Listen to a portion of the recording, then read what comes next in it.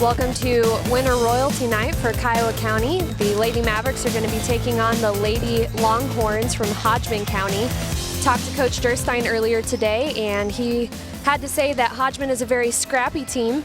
They're a team that can take advantage of another team that is playing a little bit lazy, a little lax. So Coach Durstein really wants his team to come out aggressive tonight, to not be afraid to push the pace, to be able to take advantage of the lack of ball handling that Hodgeman County has on their side.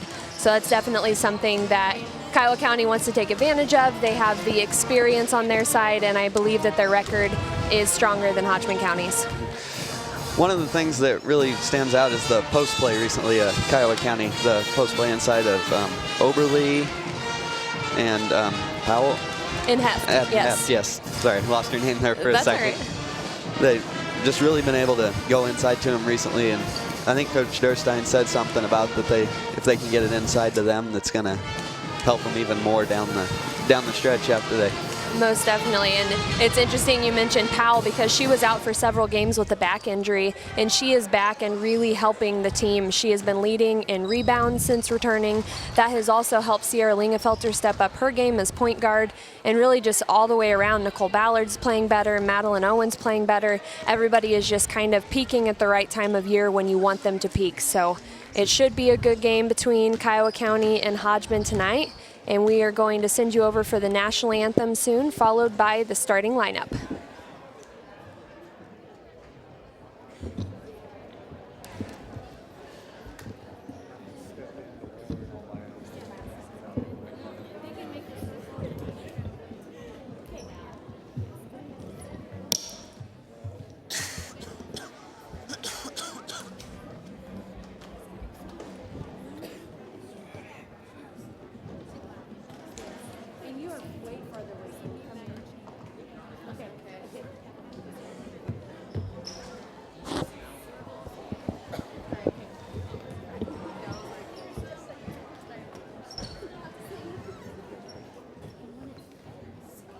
Good evening. Welcome to tonight's contest between the visiting Hodgeman County Longhorns and your home team, Kiowa County Lady Mavericks. If you would please stand, face the flag, remove your headgear. The Kiowa County High School Select Choir, under the direction of Kim Stewart, will sing our national anthem.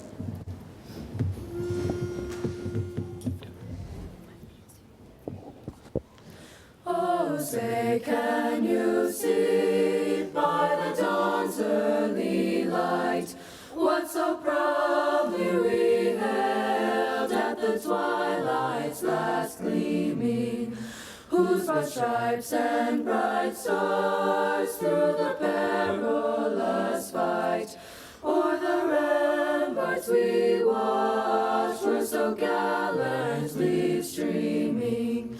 And the rocket's red glare, the bombs bursting in air, gave proof through the night that our flag was still there.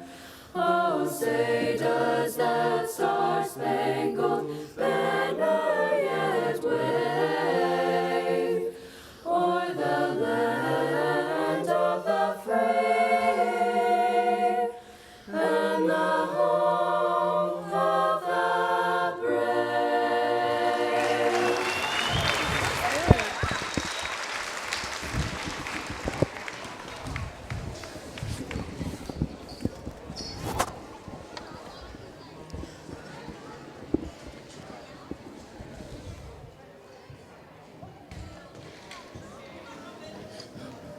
And now for our starting lineups for tonight's ladies contest.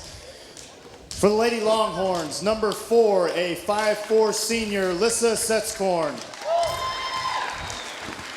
For the Lady Mavericks, number 3, a 5'6" freshman, Brecken Vandenhoek.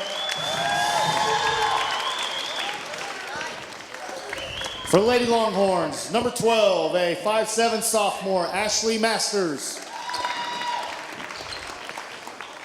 For the Lady Mavericks, number 14, a 5'5" sophomore, Sierra Lingefelter. For the Lady Longhorns, number 22, a 5'8" senior, Carly Cahoon.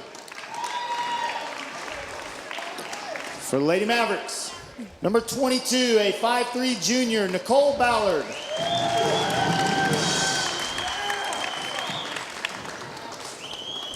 For the Lady Longhorns, number 24, a 5'3" senior, JoBeth Oach. Lady Mavericks, number 34, a 5'8" junior, Janessa Zinger.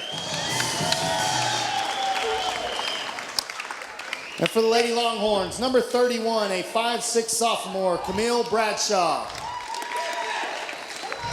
For your Lady Mavericks, number 52, a 5'7" senior, Mackenzie Heft. Lady Longhorns, head coach Richard Danzel, assisted by Darren Boger. Lady Mavericks, head coach Thomas Durstein, assisted by Kim Heft. Good luck, ladies.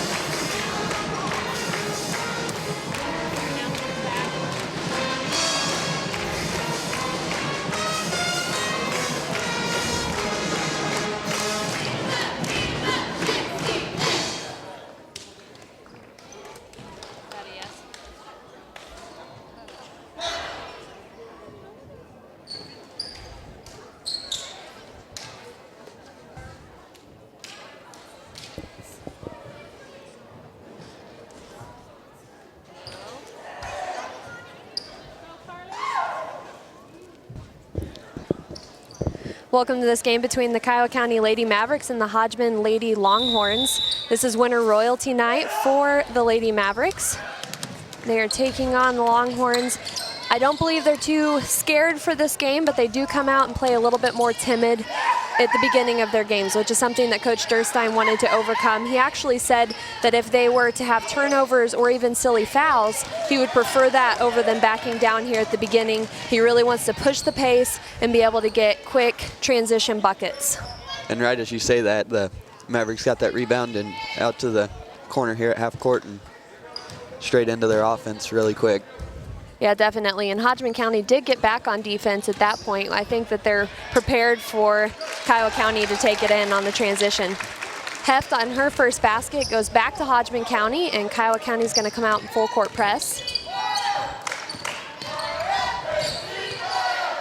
Not going to run a trap out of it. I thought they might try and run a 3-2 trap out of that, but they're going to drop back into their man defense here. That might be for the purpose of matching up, or just to tire Hodgeman County out, honestly. Yeah. So, just looking, Kiowa County's got quite a bit bigger bench than Hodgeman County does. And so a foul's called. I believe that foul is called on Brecken Vandenhoek. I don't necessarily agree with that foul. I didn't see any contact. I think she had a clean block, but that puts Bradshaw on the line. She makes her first of two.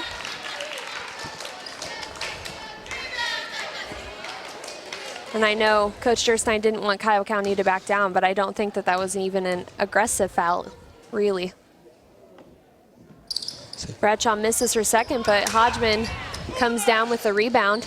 It's one thing you can't give up if you're the Mavericks. You can't give up offensive rebounds. Those cost you games. Can't.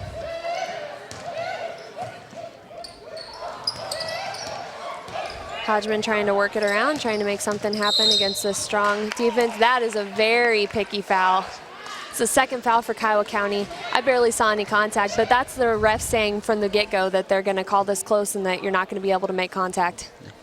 Touch fouls. Coaches hate those kind of games. Yes, they did stress it for refs this year, though. Hopefully it's called the same on both ends once Hodgeman is on defense. That's an outside shot taken from Lissa Setskorn, senior for Hodgeman. Hodgeman does have the seniority with 3 seniors and 2 sophomores starting the game to Kiowa County's 2 juniors, a senior, a sophomore, and a freshman. Beautiful putback from Vandenhoek. Nice offensive rebound, had position, and out jumped Hodgeman. Third foul called, and I know Ballard can play a little bit timid on defense, so I hope that doesn't discourage her from continuing to play aggressive. That was about the first foul that's been called that wasn't just a touch foul. Exactly. That was a foul. Yeah. We'll gladly accept that one.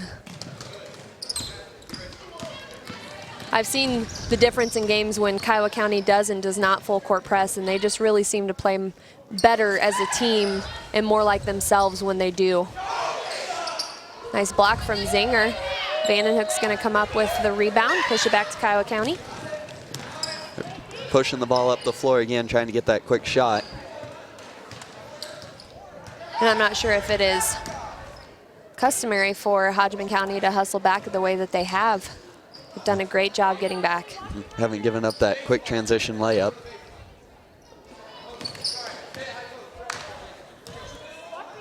Trying to take their time, work it around. So Kiowa County's really just passing the ball around the top, looking to, I think they're trying to get it into the short corner.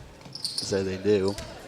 They are, and that's something I know Coach Durstein was saying that Hodgeman County can run a box and one, and so they were practicing an defense or an offense against that so that it wouldn't shut them down. I think that they're probably going to be doing that against Heft.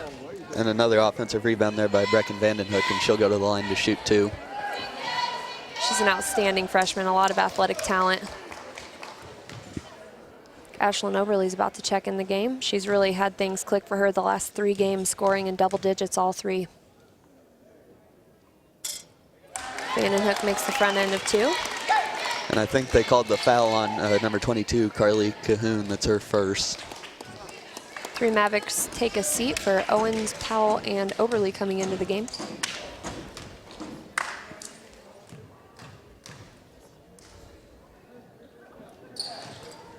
Nice shot from Vandenhoek. That puts Kiowa County up early 6-3. Almost have too many Mavericks trying to trap there. Yeah. Oh, Bradshaw with the miss. Good Great defense. kick out, yeah.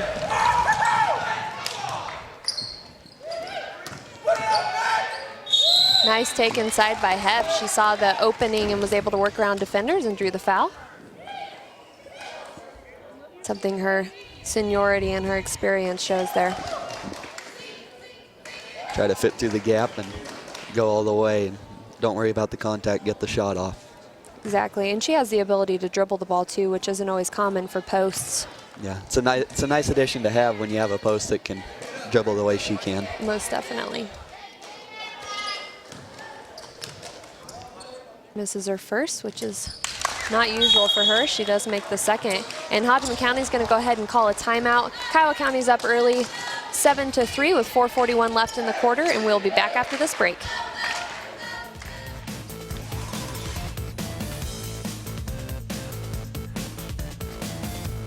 Agriculture today is such a dynamic market. Prices are moving, the input costs are fluctuating, equipment costs, all of these things add up. We're here to help those farmers for their success. That's really what an ag dealership today needs to do, is be on their best game all the time so that we can help our farmers achieve what they need. And if they want to pass that down to their children and their children's children, they've got to have a good partner behind them. That's BTI. Tonight for Kiowa County, the Mavericks are taking on the Longhorns from Hodgeman County tonight. And Kiowa County ladies are up early 7-3. Coach Durstein wanted them to play aggressive tonight, and they certainly are, causing a travel there by Bradshaw. Pressure already causing Hodgeman County to, on the offensive end, they've taken some forced shots, and their defense causes a travel 90 feet away from the basket. It's definitely not something you want to have happen on your offense. That's something I've noticed from the Mavericks right away there, was that offense they run, they set a back pick, and whoever's at the top of the key fades to the far side of the court and they skip it across, and if they're open they shoot it, otherwise they drive to the basket. Which is either relatively new or not very frequently run play. It works though. Oh, Oberle with a nice shot, just long. It might have been tipped actually, but she is fouled. Might have been the reason she missed it, got hit under the basket. Sydney Masters is about to check in for Hodgeman County, another senior. As that was the second foul on Ashley Masters, I believe. 2 fouls in the first quarter. She'll probably take a break for a little while. Definitely don't want your main players getting 3 in this early on in the game. No.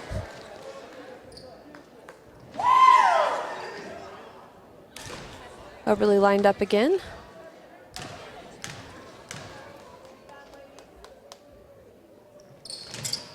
She misses that shot. And there was a dive for the ball, and they're going to call it travel. Goes back to Kiowa County. I think Cahoon there dove for it, and by the time she realized she had it, she'd already rolled over, and it's going to give Kiowa County the ball back. That is one change this year in travel calls. I'm pretty sure that when you have the ball on the ground, you can turn over to be able to make a pass and have it not be called a travel. That didn't used to be the case. Yeah. Mavericks being really patient with their offense. They're not forcing anything. Which is good, but it also gives the defense a chance to rest. Nice pass inside. Great read from Hef to see that other block open.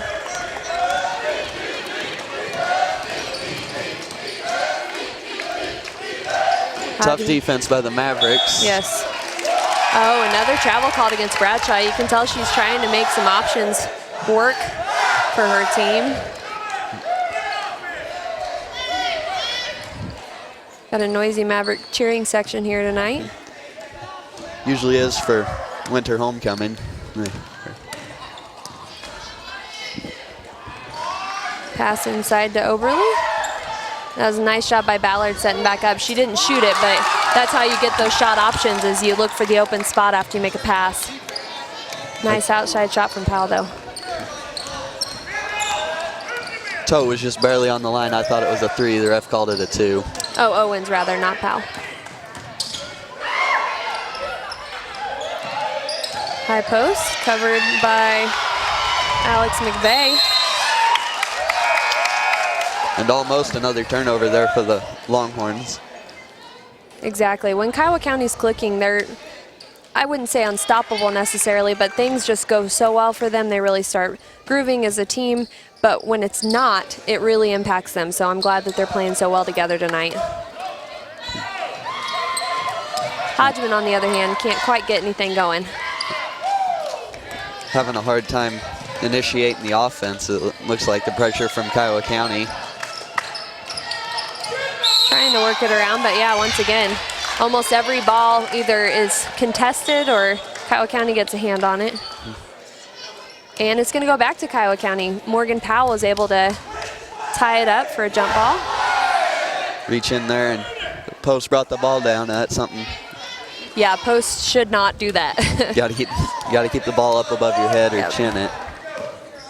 You bring it down, all the guards on the floor are going to go for it. Again, patient on their offense. That was a bit of a forced pass. That's really the first forced pass that Kiowa County has made all night. Not sure why Ballard dribbled right there. There was 3 defenders and 2 offense. Nice position by Alex McVeigh, able to jump in front of that defender. Gets the and one, and Kiowa County still with 2:25 to go in the first period. They're up 14-3. Nice run.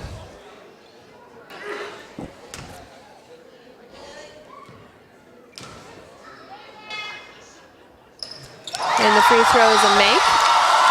Alex McVeigh has got to be the most improved player over the last couple of years for Kiowa County. She's worked so hard outside of practice, in practice, to improve her skills.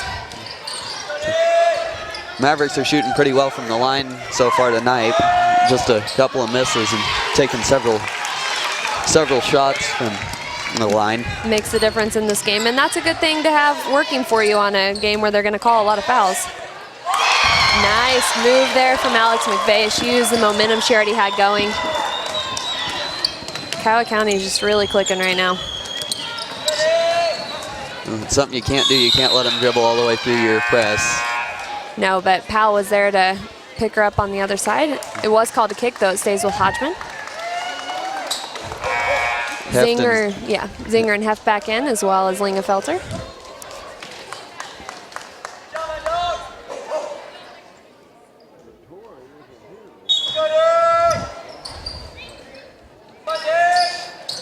Nice play ran by Hodgeman, just overshot on the 3. Little anxious early in the game. Put a little too much behind it. You don't want your experienced seniors to quit shooting those shots, though. Nice positioning by Zinger. One thing she used to do, and even sometimes this year, she'll get too excited on the shot and not square up. But right there, she did a great job squaring up, getting closer to the basket. Beautiful shot. That's something the Longhorns they're not playing real tight defense out of that zone they're running, and it's giving a lot of open looks inside and in that short corner. That's where the Mavericks have scored most of their points tonight. It really is, and that's one thing Coach Durstein said was that Hodgeman doesn't have the strongest defense. That and Hodgeman's not getting anything to fall for that. Kiowa County's gotten everything to fall, and Hodgeman hasn't hardly gotten anything. Not a good combination, and I would imagine that's probably a rare air ball from Bradshaw. Oh, nice look from Heft to McVeigh. She was just covered by 2 defenders. Ballard almost got a steal there. Even though she didn't get a steal, that's got to be exhausting for a point guard to dribble against. Goes back to Kiowa County. I'd really like to see the forced turnovers for tonight, if it remains this way. Yeah. They're probably already close to 6 or 7 of them just in the first quarter. Be. Oh, yeah. Just 26 seconds left in this first quarter. Kiowa County's up 18-5. You got to wonder if Hodgeman, I was wondering if Kiowa County was going to look for the last shot, but they're going to give it back to Hodgeman with 15 seconds to go. 10 seconds left in this quarter. Is Hodgeman going to get a shot off? They do. It's good. Finally a shot falls for Hodgeman. That's going to take us to 19-7 at the end of the first quarter. We'll be back with second quarter action after this break.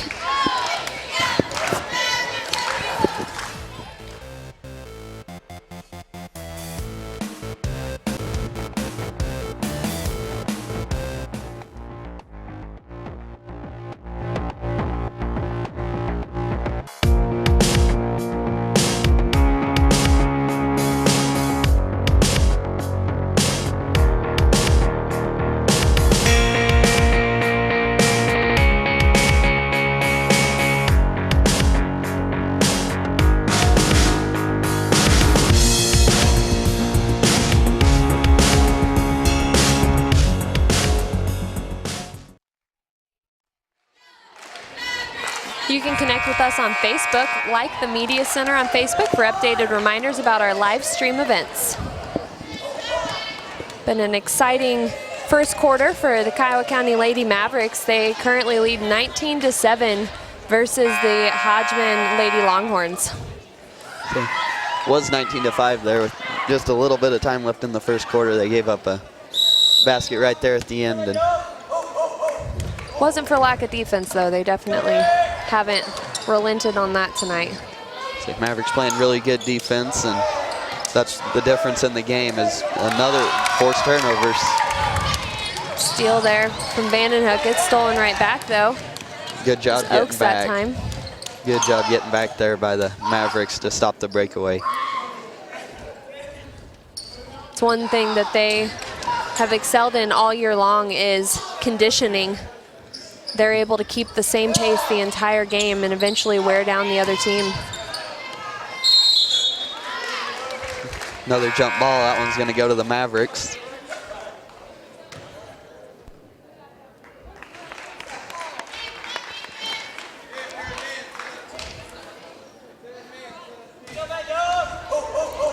Four of the 5 Mavericks on the court right now have scored. It's hard to know who to defend when that's the case. Nice play, and they're going to count the basket for Heft. It's an and one for her. She did a really nice job not only rolling to the ball, but making some separation between her and the defender. That was a replay replay of the shot. Yeah, of the shot before the quarter, yeah.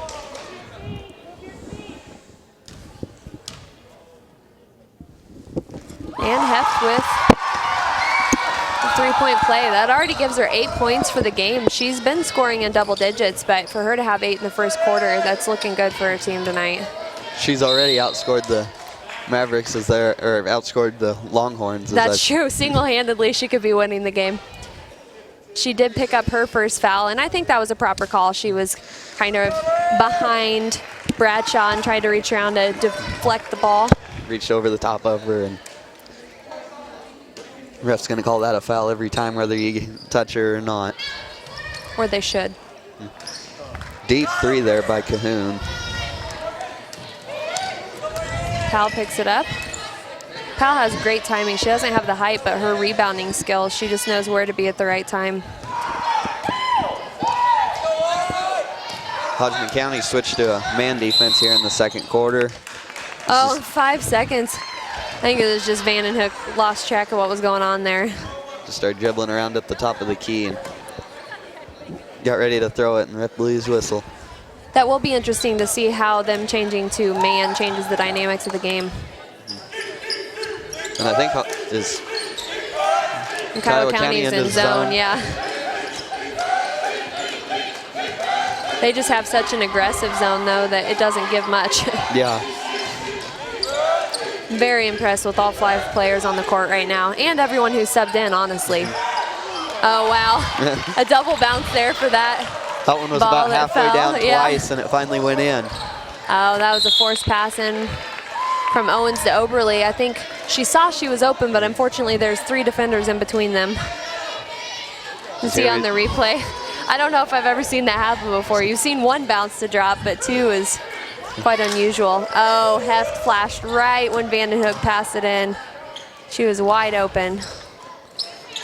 Through Heft's hands, goes back to Hodgeman. Getting a little bit sloppy on their play now. On the offensive end, that is, they're still playing hard on defense. Yes. Long rebound. Hodgeman tried to save it, but it's going to go back to the Mavericks. Good effort from Bradshaw.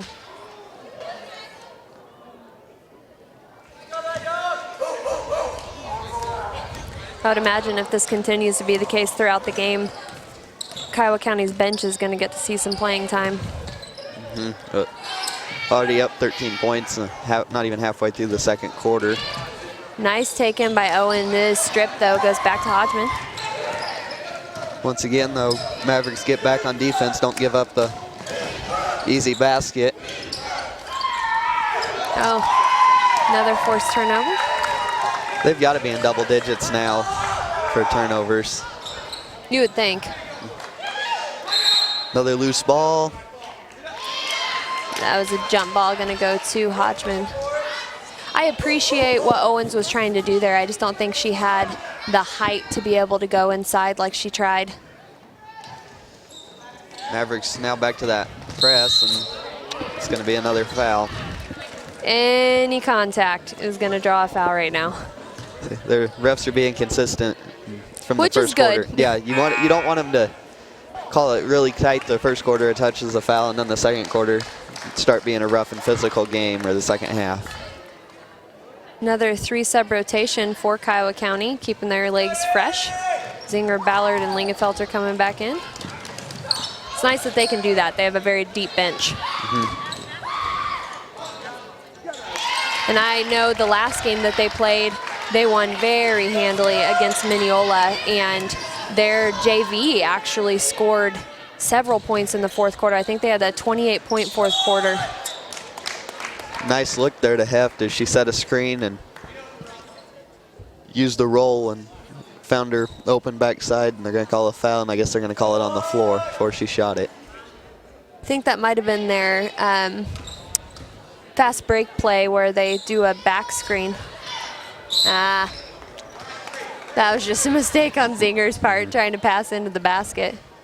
Luckily, the defender hit it.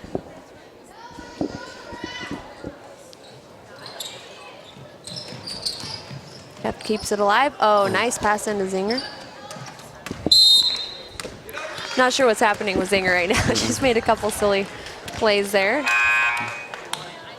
She started to throw it about the time she started to throw it. Ballard cut, and not quite on the same page right now. 4:41 left in this first half. Kiowa County's double points, 22-11 right now. Longhorns have gone on a little bit of a run here to end the first quarter and so far into the second quarter.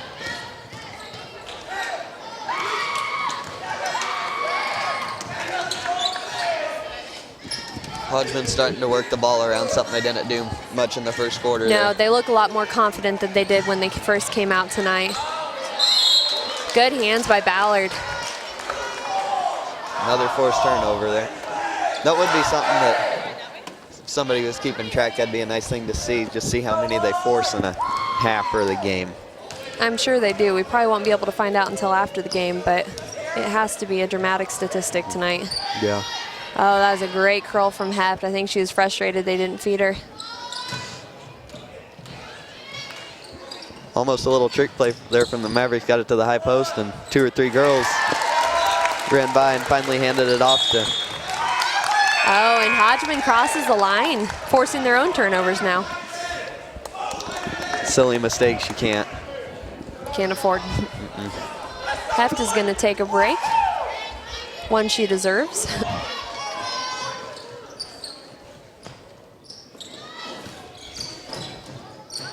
Zinger at the drive, no good. Oberly at the rebound.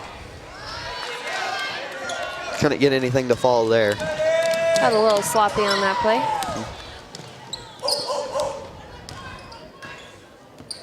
Meant to mention earlier, you could tell from Alex McVeigh's turnaround jumper that she made just a little bit ago that she practices that because it was almost like muscle memory.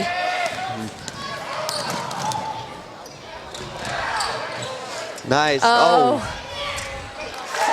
Is that Alex McVeigh, yeah. That was a beautiful move from Ballard. She's just a little bit strong on the left-hand side.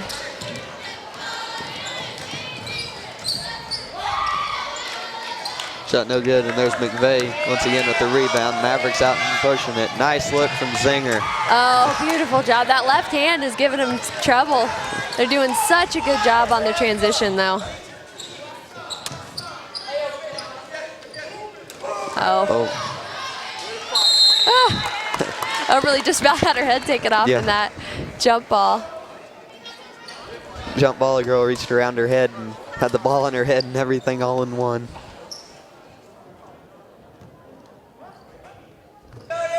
Kiowa County remains in their full court press, but it's not quite as strong this time. There's a forced shot by number 4, Lisa Sexton. There we go on the left-hand side for Kiowa County. I think that was Zinger. Yes, it was. Right. She finally got one to fall. Yeah. Closer to the basket's working better for her. Yeah.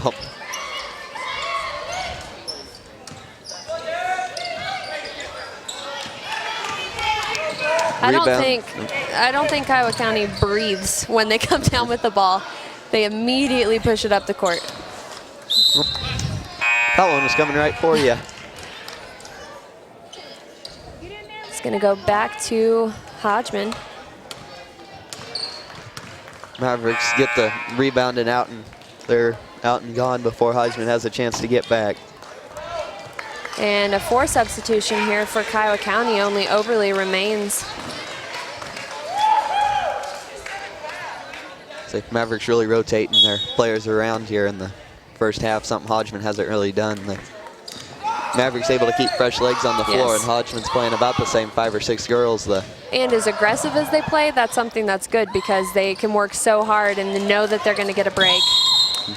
Another forced turnover, or unforced turnover, turnover, whatever you want to They've got a lot of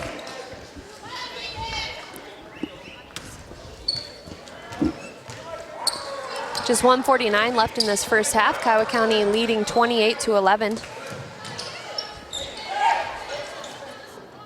I really like this play for Kiowa County. Makes a lot of motion happen. That's a foul going to be called. I think it's going to be called on Cahoon. At the time that he called it, I wondered if it was going to be a jump ball based on how they both kind of had a hold of it, but the positioning wasn't quite right for that. As Oberly's going to go to the line here for a 1-and-1. That's the 17th foul on the Longhorns. Oh, and she misses her first. But Heft with the rebound and put back. That puts her in double digits for the night already. Yeah. Owen's going over to cut off and trap on the side, but she didn't quite go to the sideline. That's one thing that I've noticed girls especially don't realize on defense, that you can step on the side. You can play all the way to the side. In offense, obviously, you can't go out of bounds, but defense can. So they end up giving themselves too much space on the side and drawing the foul instead. Is there, JoBeth Ox was caught it on one side of half court, but caught it right on the line and thought she was going to step over, so she put the ball down. When she put it down, she fell back behind half court, and another turnover for the Longhorns. Trying to prevent something from happening, and it ended up happening anyways. Yep. That's usually when things go wrong, when you try to keep something from happening. Beautiful play. I really like this offense for Kiowa County. Say it's really working well for them against Hodgeman. Down under a minute to go here in the first half. Mavericks, after only scoring about 4 points or 5 points in the first half, they've really opened their lead up here to over 21 points. That they have. Moon looking for the baseline shot, and she drops it.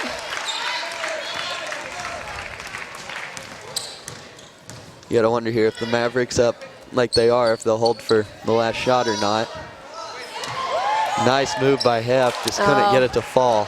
Just a little long. Owens tries to go for the save. That was a nice move on her part, but that was also great defense from Cahoon.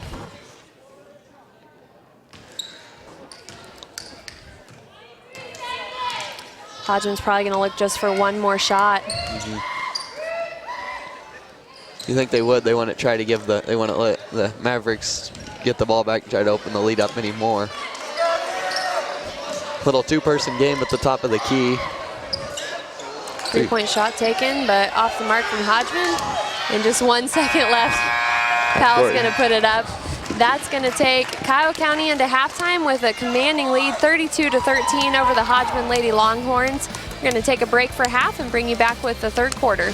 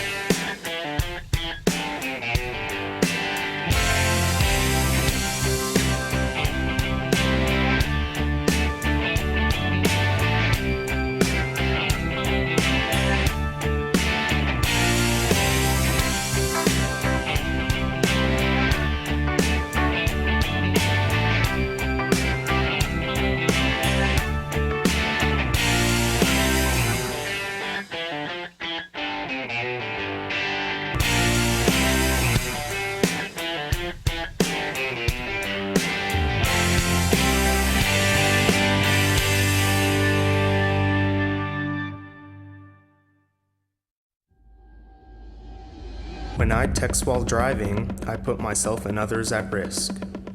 When I drink, my reaction time is much slower than normal.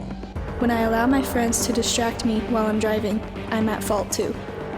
When I have been drinking, my hand-eye coordination is much less. Driving while distracted and driving while impaired can damage lives forever.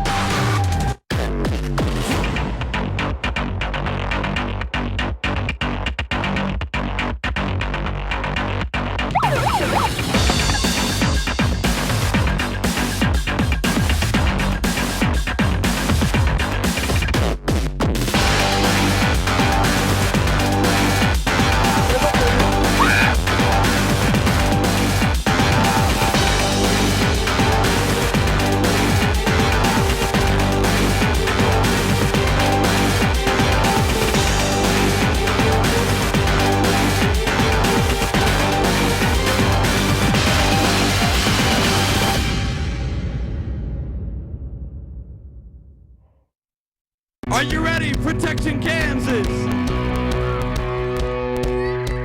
Let's have a little dance party tonight, come on. Here we go. 'Cause your love is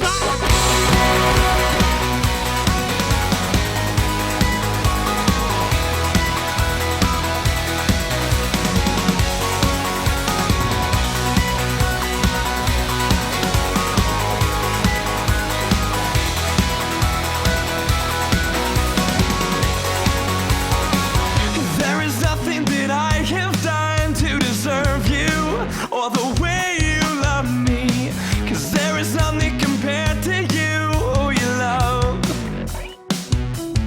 So we'll look to you to look like you, God, and we'll look to you to love like you, God. Your love is like, whoa.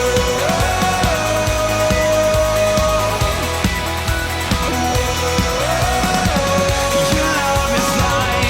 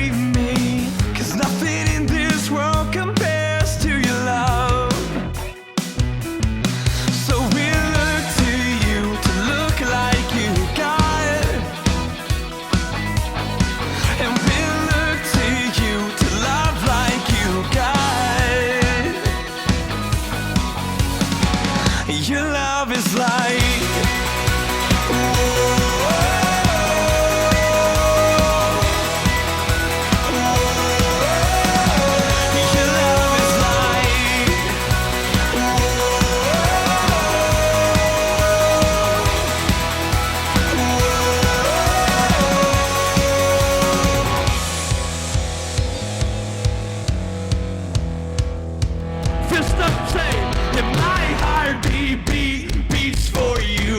My heart beats for you. My heart beats for you, God. My heart beats for you. My heart beats for you. My heart beats for you, God.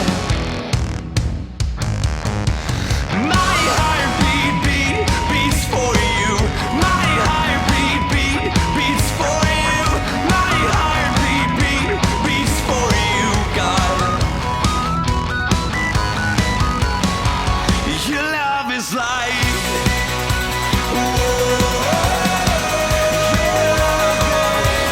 I truly believe, after everything that I've seen and been through, I do believe that as tough as our circumstances can be, we can always battle back from them. We can always fight through them.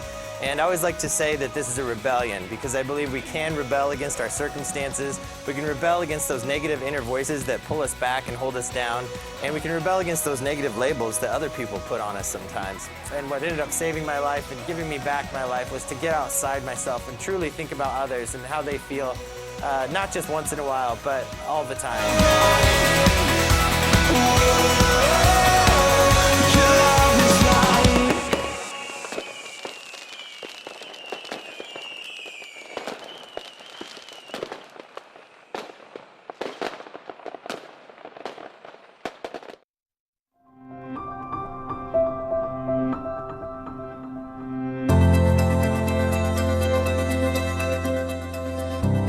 Water conservation in Greensburg and Kiowa County is highly important. With our limited rainfall, we need to maximize the amount of rainfall we get. Here in Greensburg, we're utilizing above and below ground cisterns. We have businesses and community members that are utilizing rain barrels. Also, we have bioswales. We in Greensburg have planted native grasses and native trees that are drought resistant, and that's just another way that we are going green and being sustainable and being good stewards of our environment.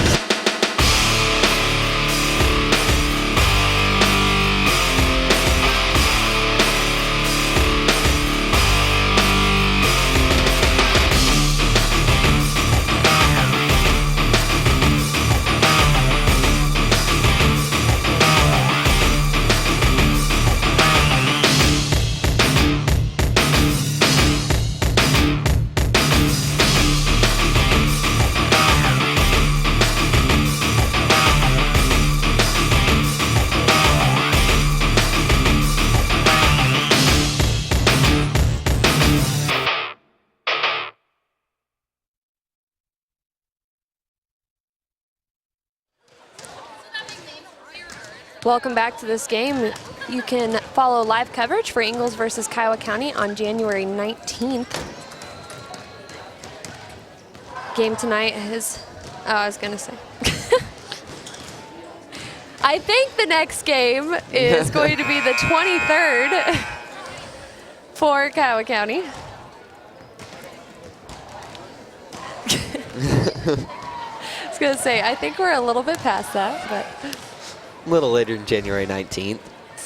If you are just joining us, Kiowa County Lady Mavericks are leading the Hodgeman Lady Longhorns 32-13. Had a very strong first half. Played way more aggressive than the Longhorns on both ends of the court, offense and defense. I don't think they hesitated for a split second every time they got a rebound to push it up the court. Lots of Mavericks have scored. Two, one for sure is in double digits. Another is right behind her. Tough to shut down for the Hodgeman ladies. Mavericks in the first half really pushed the ball well. Huh? Got the defensive rebound and 2 passes and they were up the floor. And Hodgeman didn't get back. They had their open lane for the layup, and when Hodgeman was able to get back, set up and ran their offense really effectively. I'm not sure how that pass made it to Ballard. It was tipped off the defenders. Inside the lane from Heft, and beautiful rebound from McVeigh. She has nice placement and great box outs, honestly. Anywhere she's on the court, I've seen her have strong box outs tonight. Something that'll really help your team win. You get the not only the defensive rebounds, but the more offensive rebounds you get, the easier it is to win. Especially inside. That's the second pass over the top that we've tried to take this half, though. That's just sloppy offense there. You can fake and pass around just as easily. Yeah. Fake a pass to make a pass. Good defense from McVeigh, shutting down Cahoon inside. Bradshaw's really being more aggressive on the shot this second half. Oh, nice look up ahead to Heft. She's gonna have 12 for the night. This could be one of her higher scoring games. She single-handedly has almost outscored Hodgeman to this point.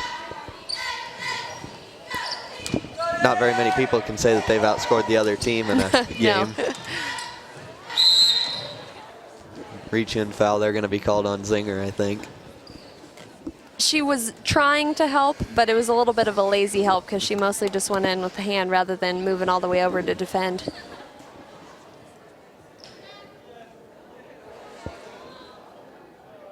Hodgeman with that out-of-bounds play.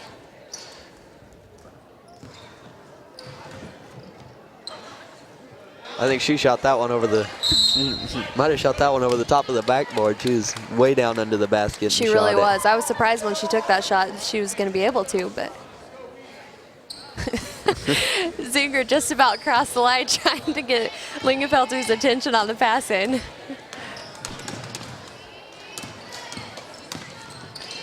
Oakes that time was ready to defend Ballard.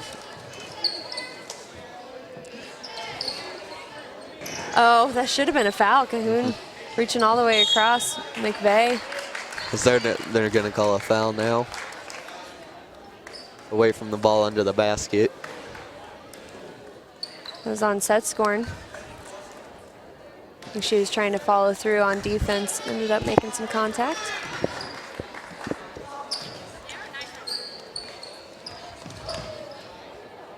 Zinger from the corner, just a little too hard, and there's McVeigh again with another offensive rebound. She definitely knows where to put herself.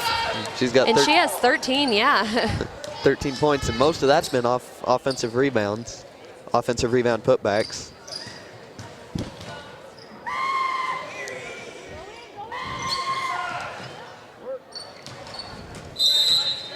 Oh, is that an offensive foul? Either that I think or she might was have on stepped the line. Okay. I think she stepped on the baseline. I was going to say, I don't think that she did anything necessarily to. Whole nother group of subs come in for the Mavericks. I saw at least 4 come in. There might have been 5. Nope, Hef's still on the floor, so 4 of them came in. Nice ball handling from Owens. You can tell she's improved this semester as well. She couldn't actually play varsity until second semester because of transferring from another school. She's gained confidence every game. Oberly draws the foul, puts herself on the line. Foul was called on Bradshaw. That's her third. That is not somebody that you want to get in foul trouble. She hasn't done a lot on offense, only has 3 points to match her 3 fouls, but I think they have a feeling of confidence when she's on the court. I say it looks like their offense really runs through her to score.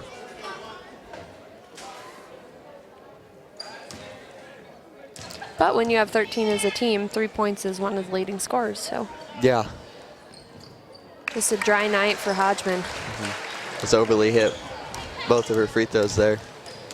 So she scored double digits about the last 3 games, and so far tonight she's only got 3, and I think all 3 of them were free throws. They were, but she also missed 3 free throws as well, so. Cahoon on the baseline shot. That seems to be one of her strongest shots. She's made a couple tonight. She did miss that one, though. Hodgeman just can't get anything to fall tonight. They're getting open looks. They just can't get the ball to go into the basket. Oh, good pass in from Owens.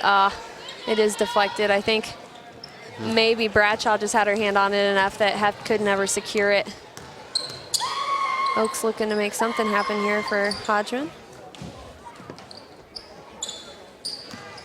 I would say Coach Durstein wanting aggressive play. He certainly got that from his girls tonight. Another turnover. Nice pass up. That was a beautiful look from Owens. She was aware of where the defenders were, but she was also aware that Vandenhoek was breaking to the basket. So Hodgeman there after the turnover. 2 of them guarded the ball. Nobody got back to defend the basket.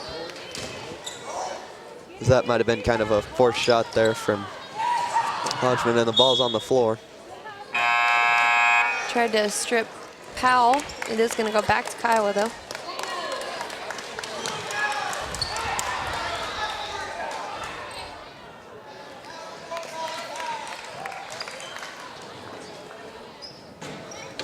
So halfway through the 3rd quarter here, and Hodgeman still hasn't scored this quarter. They were at 13 at halftime, and Kiowa County really has went on a 9-0 run here to start the 2nd quarter. Nice move there by Owens, just couldn't get it to fall, and then I think she's going for the ball after. That's going to be on Cahoon. Owens had the position. She had the inside position on her. I thought after she missed the layup, she was going back for the ball and started shoving people out of the way, but good play there. Oh, that was a no-look pass from Vandenhoek. Unfortunately, she should have looked because the defender was right there.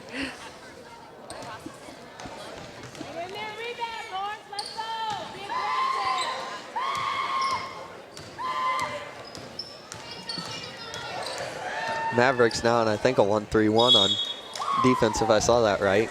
So switching up their defenses. They've run a different defense every quarter now. That's great. That's great practice for them. They will have harder games coming this semester, and it looks like the bench is getting a little bit deeper. Shayna Lingefelter, a senior for Kiowa County, is now in, and Davis is also coming in.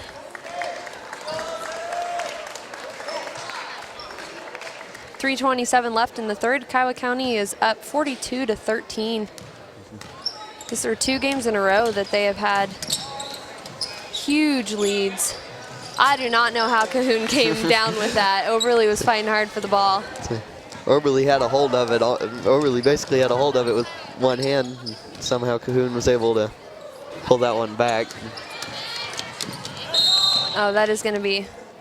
Oh, a foul's called. I think that should have been off of her foot, but there might have been some contact too.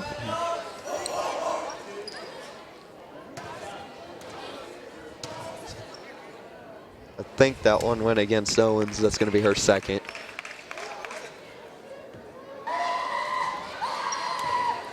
That's okay for the end of the 3rd quarter when it looks like Coach Durstein's going to try to sub some more from his bench.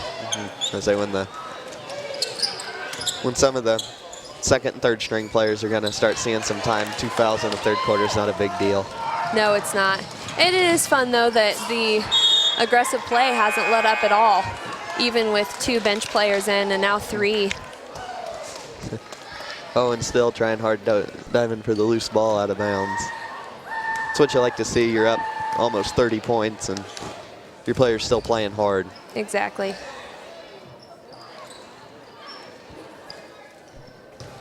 Hodgeman not letting down on trying to make something happen here, though. I think one of the challenges for Hodgeman County, from what I can see, is that not enough people attack the basket. Not enough people try to look for the score. Good ball movement from Kiowa County. Inside to Melton, and rebound from Lingenfelter is going to put her on the line. She got forced a little bit under the basket, but it's going to be called on the shot no less. And the rest of the bench coming in for Kiowa County. So every player is going to get minutes tonight, which is fun to see. Especially on winter homecoming night. Yeah.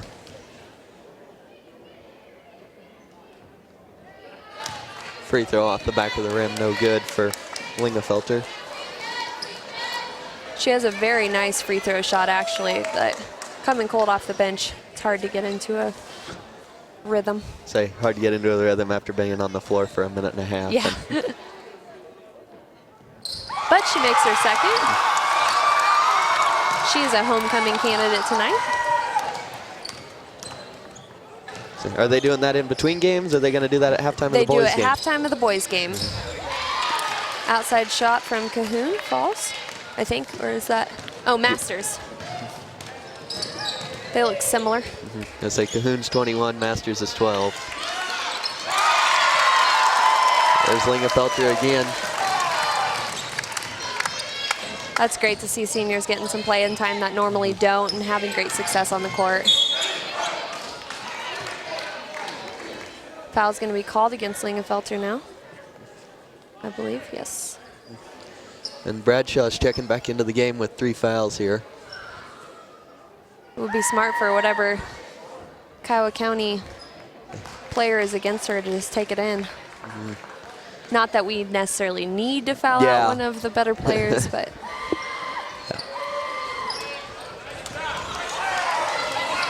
Oh. Nice look, though, inside. Yes. Great take up. Wow.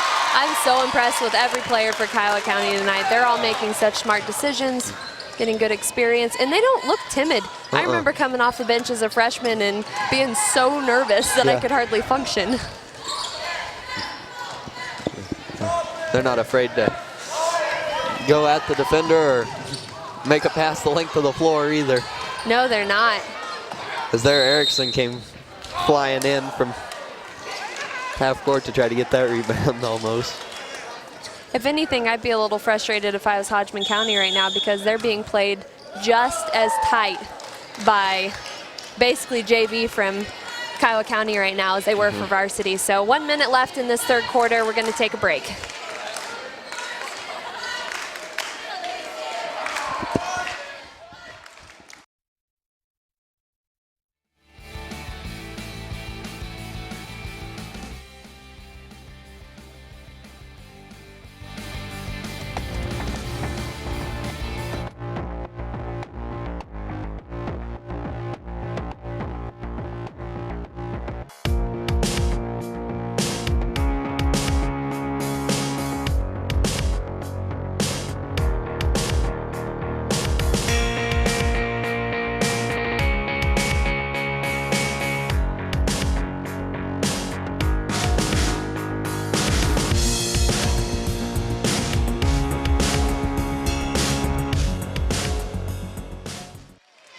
Welcome back. You just missed baseline shot from Hodgeman County that dropped. Good movement still by Kiowa County.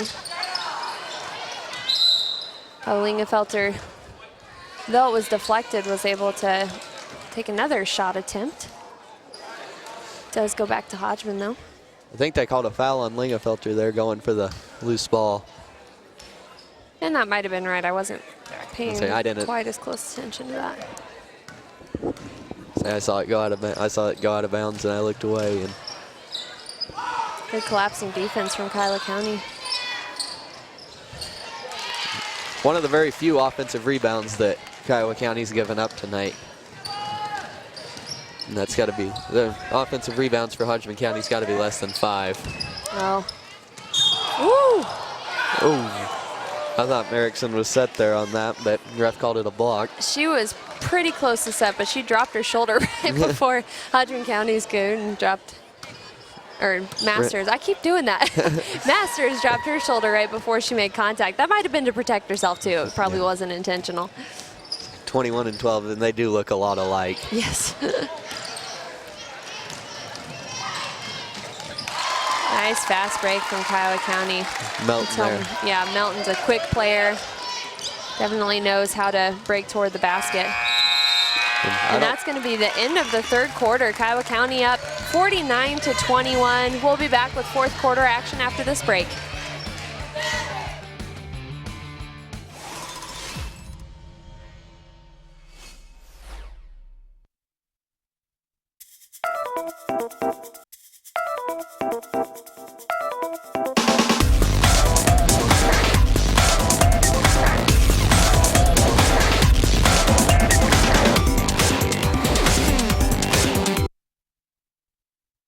The internet has drastically changed the way we communicate. Are you keeping up with the times? The Kiowa County Media Center can connect you with viewers in markets all over the region, the state, and the world. Our technology keeps us on pace with the high demand of internet video content. Bring your audience from anywhere in the world to your wedding, conference, sporting event, concert, and much more. No one does high-quality video streaming like us. We are the Kiowa County Media Center, leading the new age of communication.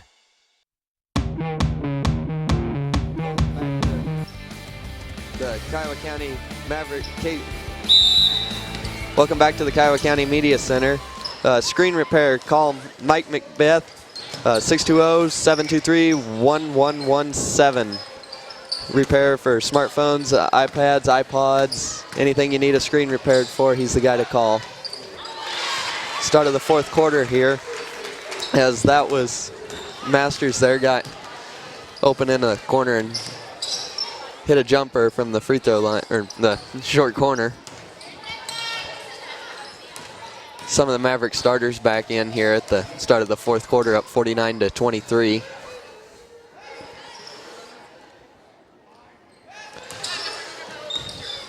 Heft loses the ball, fight for it on the floor, and it's going to be a tie-up. Possession arrow will stay with the Mavericks.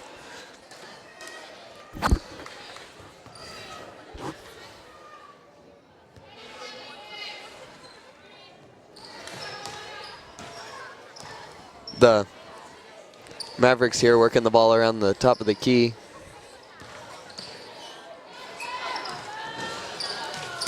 Oh.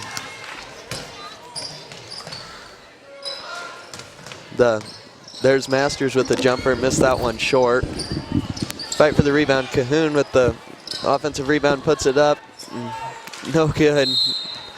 As now a foul's going to be called after Zinger got the defensive rebound.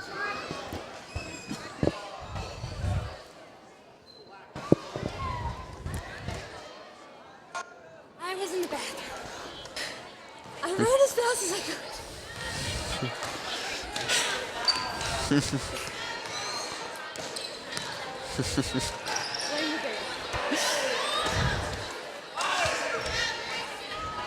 Mavericks here.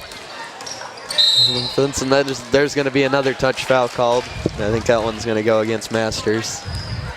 I think it was smart of Durstein to put his starters back in for the start of the fourth quarter.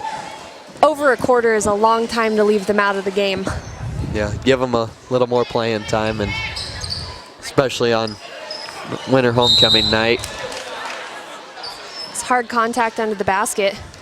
Kiowa County has been able to get that pass right under the basket, if they're patient, almost every single time on the inbounds play. You'd think Hodgeman would be able to see it coming at this point. I say in the fourth quarter, you'd think maybe somebody would have seen it and let the players know that, hey, it's coming under the basket, somebody stand there. Heft with the first free throw make.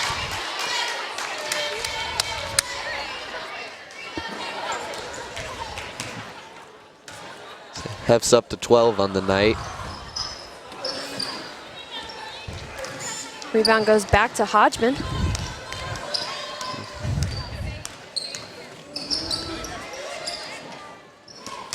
Another turnover for the Mavericks, or not the for the Longhorns. For the Longhorns, yeah. Not many turnovers for the Mavericks. No. Oh, nice look from Heft to Zinger. And that was a nice look by Zinger for her to see that side open and cut to the basket. Yep. That's her Zinger's 6 points of the night. As there's going to be a block called on Ballard. Might be her third foul. Just her second, I guess. She got that foul early on, and she's been able to keep some distance.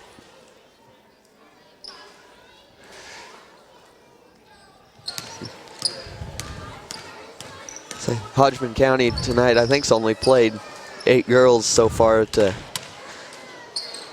or on the bench. I guess there's only 3 of them that don't have their shooting shirts on as their Bradshaw hits a basket. And Kiowa County has pretty much played their entire bench. They have played their entire bench. That just wears on you if you're Hodgeman. Fresh legs coming in every few minutes to you having played the whole game. But you saw a lot more aggression from them when they had the bench in for Kiowa County, though. They started to shoot more.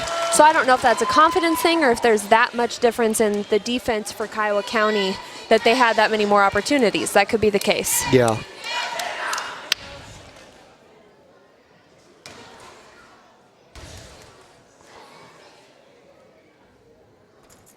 Lingenfelter with a free throw. She's had a great night tonight.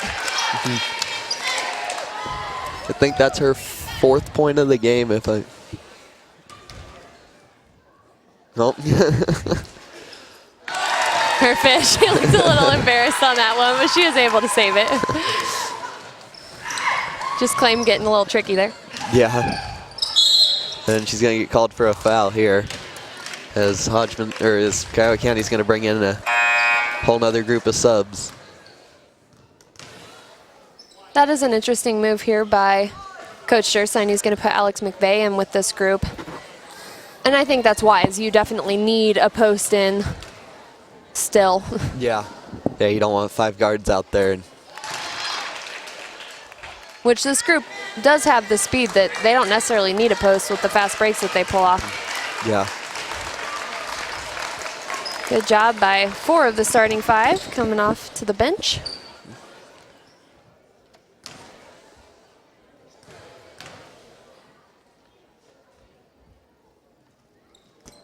Bradshaw with a miss. Melton comes down with a rebound.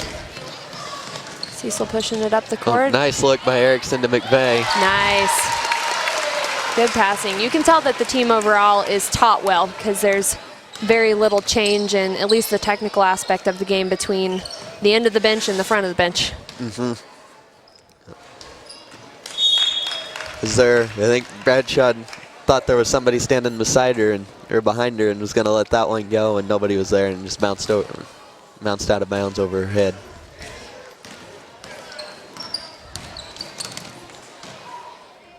Casey Erickson is a good ball handler. That was a silly pass. Nice hustle back there by the Mavericks. And Bradshaw is just a sophomore for Hodgeman County. She gets a lot of playing time, but as far as skills, those will develop with time. So she's got 2 more years after this year to develop into a player. Yes. She has the ability, yeah. So she could be pretty good when she's a senior. And with as much playing time as she's getting as a sophomore, should be the case. She's a great defender.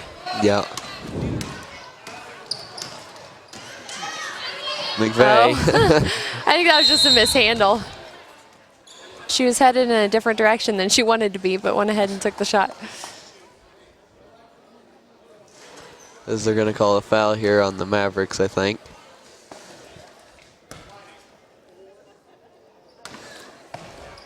That was called on Davis. I didn't see what took place there. And Coach Durstein still coaching with 3:30 to go here. Telling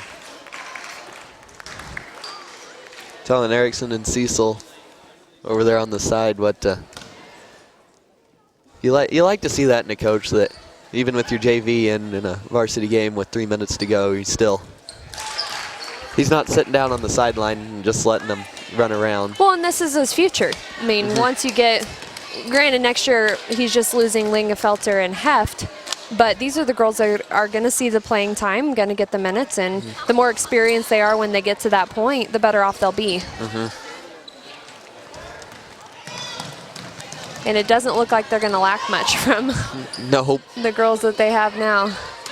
Oh, that was a good take by Cecil, too. Not a good angle on the shot, but a good job. Now, Casey Erickson, she has got some speed. She's a cross-country and track runner. I think she has endurance for days, but she also has speed. Really is quick up the court, both with the ball and on defense. Is they're going to call it travel. The Longhorns have to be up to close to 20 turnovers in this game. If not more. Yeah. They might have had close to double digits in the first quarter. Yeah, they really sloppy first quarter. Pretty sloppy game overall for the Longhorns. Rebound going to go to Davis. Kind of a loose ball there, and she was one that it bounced to, right place, right time kind of thing.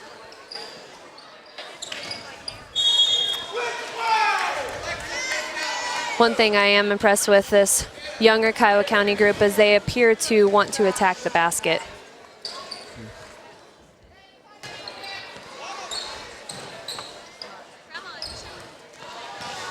Kind of a forced pass there by Davis.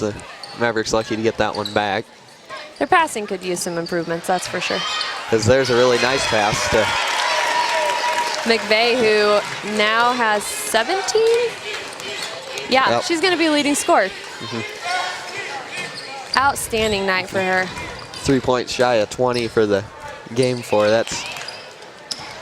That'd be a pretty good feat if she could score 20 in a game. And she hasn't been in the whole time, or even close to the whole time. Not even.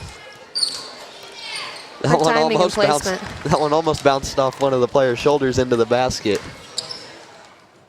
Good take by Erickson.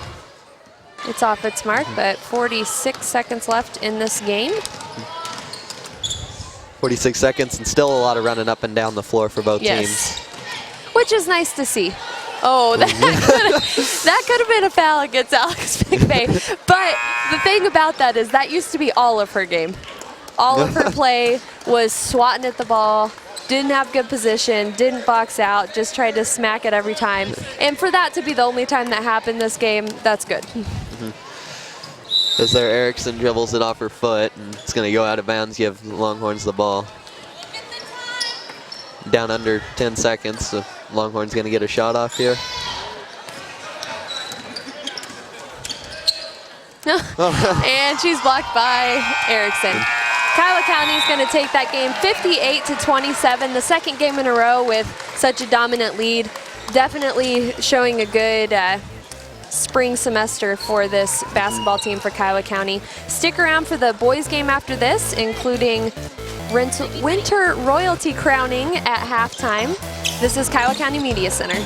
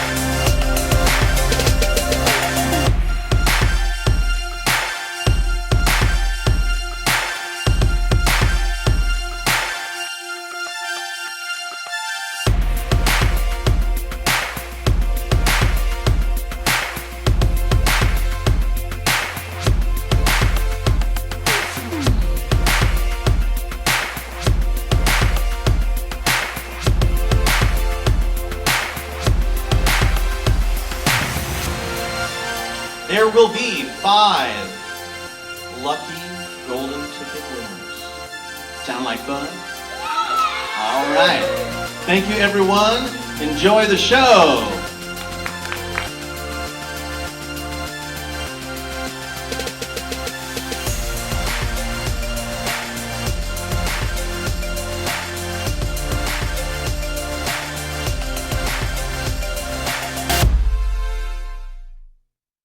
I got to catch my cue here. Take 3 from the top. Hi, Matt Dighton here, the guy responsible for creating duck salt. I would like to share with you briefly about what duck salt is and how it can be used. When living in my FEMA trailer after the Greensburg EF5 tornado, I needed a hobby. So in the evenings I'd experiment with other brands of seasoning and spices. And a little bit more. Okay, and stop. Soon I was passing out small samples of what I ended up calling duck salt. Why name it duck salt, people ask. Well, directly after the Greensburg tornado, duct tape was very handy and used on many things. So why not call this new handy seasoning duck salt? It's a handy seasoning that adds flavor to all types of food, from grilling your favorite meats to adding duck salt to cottage cheese and even cantaloupe. It's also MSG free and low in sodium. Right here where I say, where do you buy duck salt? Yeah. Okay, all right, here we go. Where do you buy duck salt? Contact your local high school and see if they need a fundraiser for a special project, such as a sports team, band trip, or even the debate club. Fire departments and Relay for Life teams from across the central United States have sold duck salt to help with their needs and even fight cancer. For more information on how, go to facebook.com. Whatever your needs are to raise money, duck salt can help. You can also find information out on our Facebook page on who you can order duck salt from at this time. The community of Greensburg was given so much from complete strangers after our horrific event that my goal with duck salt and our future products is to help others. A simple gesture of what we call paying it forward. Please contact me for any questions you may have, and I honestly thank you for your support to pay it forward. That's Matt at ducksalt.com. Do we roll it again?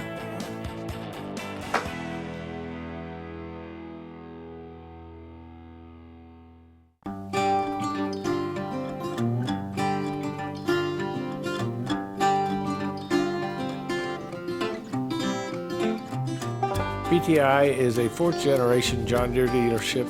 We've been around since 1944. Our granddad, Ralph, started this business. One of the things that he was insistent on is a really good slogan that supported what the business stood for. And that slogan was, "We service what we sell."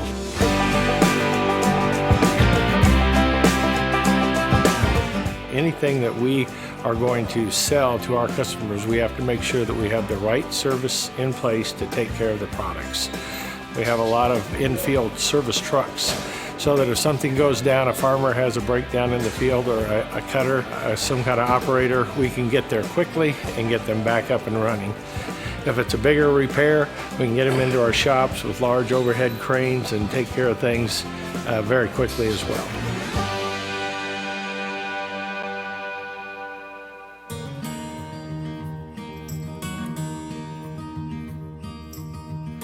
Customer relations are extremely important to BTI. One of our other slogans that we've adopted over the last probably 20 years is our family in partnership with your family.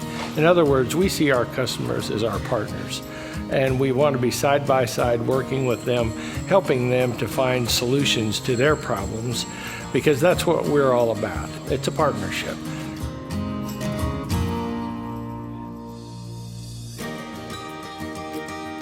Agriculture today is such a dynamic market. Prices are moving, the input costs are fluctuating, equipment costs, all of these things add up to where it's a lot of uncertainty for the farmers of today. We're here to help those farmers accomplish what strategies they want to accomplish for their success. That's really what I think an ag dealership today needs to do, is be on their best game all the time, so that we can help our farmers achieve what they need. And if they want to pass that down to their children and their children's children, they've got to have a good partner behind them. That's BTI.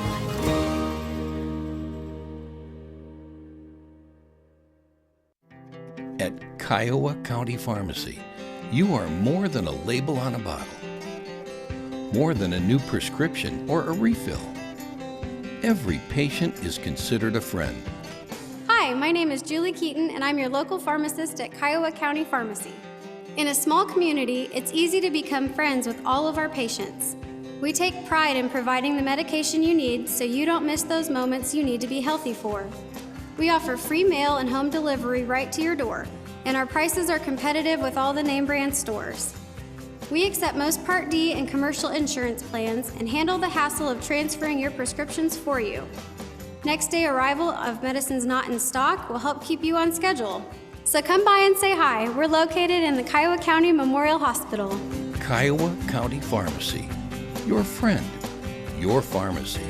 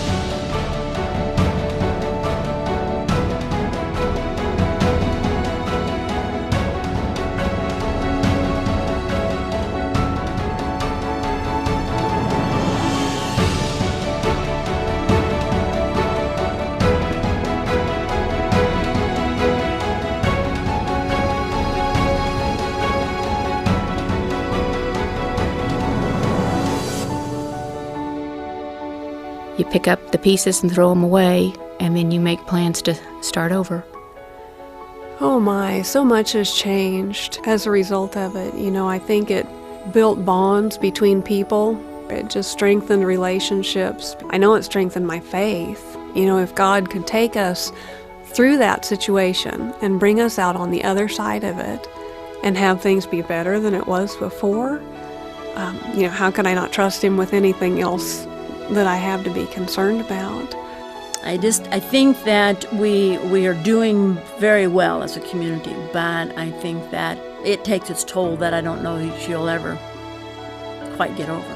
What matters is we keep working together and being neighbors to each other and being community as we continue a growth process. We're determined and committed to rebuilding this town.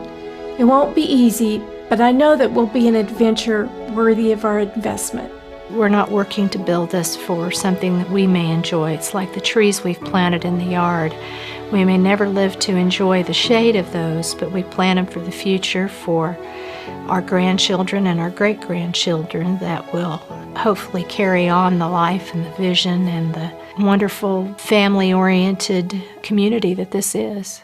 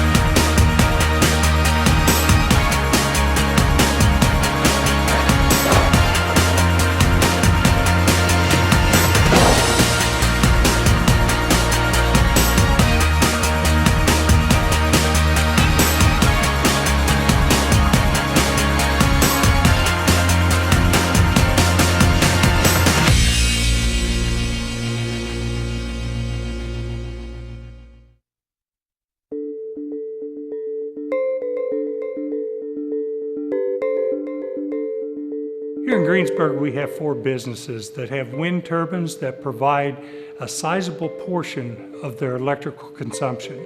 Everything in this facility is electric. We don't run off of any gas, and that electricity is supplemented with the 2 wind turbines we have, and in turn that electricity helps to go take care of the patients.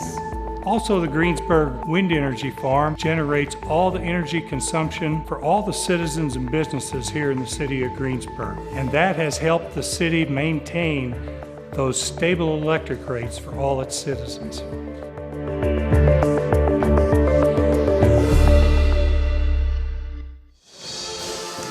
Good evening and welcome to the boys varsity contest here between the Kiowa County Mavericks and the visiting team on the scoreboard, the Hodgeman County Longhorns. These teams have already played once this year. They played the 3rd place game in the league tournament this year, and Kiowa County won that one by 11 points. And I was there for that game, and that game really wasn't as close as the score indicated. Kiowa County had a lead had a big lead in the first half, and really Hodgeman went on a run in the 3rd quarter and really kind of closed that one up. And well, if you just look at these 2 teams' records, Kiowa County they did win head-to-head. They do have the better record, coming in at 11-6. Hodgeman County at 9-8. But really, you got to give credit to Hodgeman County. They have played a very tough schedule this year. Played Spearville a couple times, South Gray. So they're 9-8, but it's a very solid 9-8. And they've been beating the teams they've needed to beat. It was not, it was a close game. And when they played the first time, and this time, depending on what kind of night each of these teams has, it could go either way. I'm expecting a good game tonight. Yeah, the Mavericks are really going to have to shut down Kyle Hayes. He averages 17 points and 14 rebounds a game, so he's the main player for the Longhorns that the Mavericks are going to have to watch out for tonight. I think if they can shut him down, they're going to win the game. Definitely so. The other side of the court, the Mavericks, typically led in scoring by Landon Davis, number 4. But also really just a team effort. They get a lot done on the defensive end. They're holding their opponents to just 41 points a game, a little over 41 points a game. So shutting down every team on the defensive end is a big component of the Mavericks game, and definitely they're going to have to focus on Hayes tonight. I'd say one thing I see is that when Hodgeman wins, they barely win, but when they lose. It's usually not close games. Yep. Well, it is time for starting lineup, so we will throw it over to the PA system to introduce tonight's teams.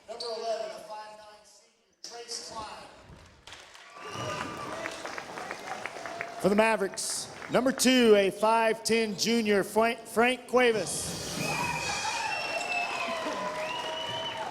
For the Longhorns, number 14, a 5'11" sophomore, Jacob Salmons.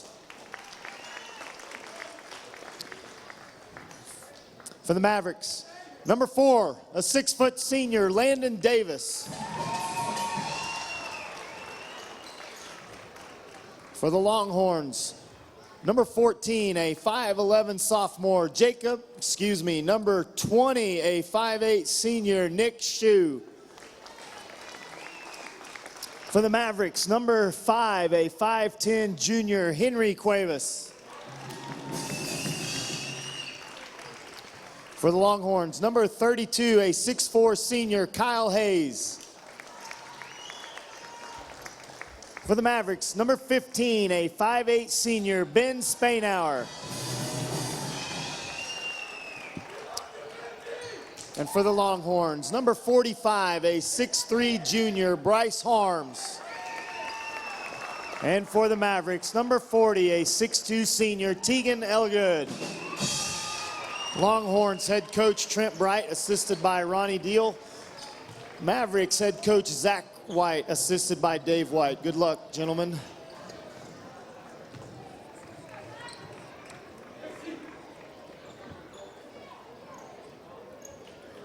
So thank you for those starting lineups.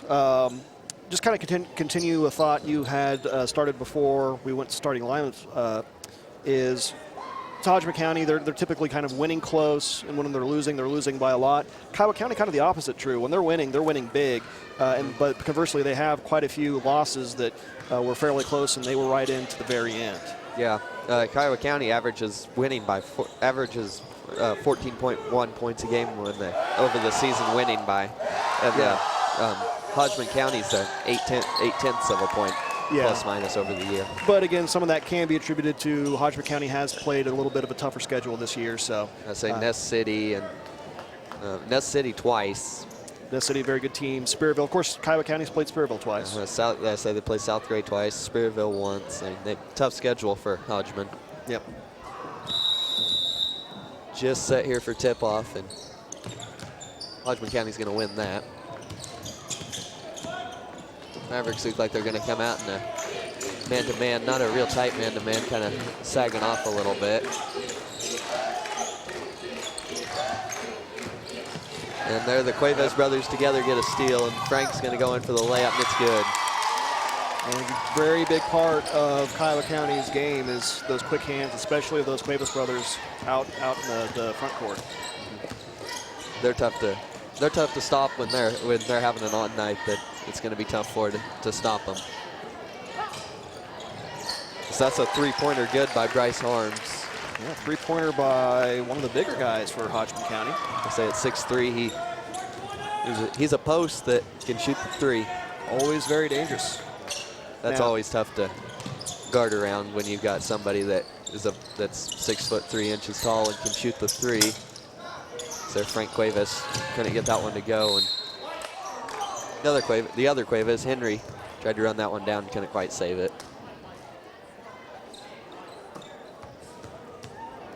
Well, maybe he did save it. Yeah, the referee said white, but he pointed in the direction of Hodgeman County. But apparently his arm was wrong and his mouth was right. Yeah. Frank's going to take another three. That one's too hard as well. Offensive rebound by Ben Spainauer, though. ran out of his shoes. Decides he doesn't need it and just throws it in the stands. Yeah.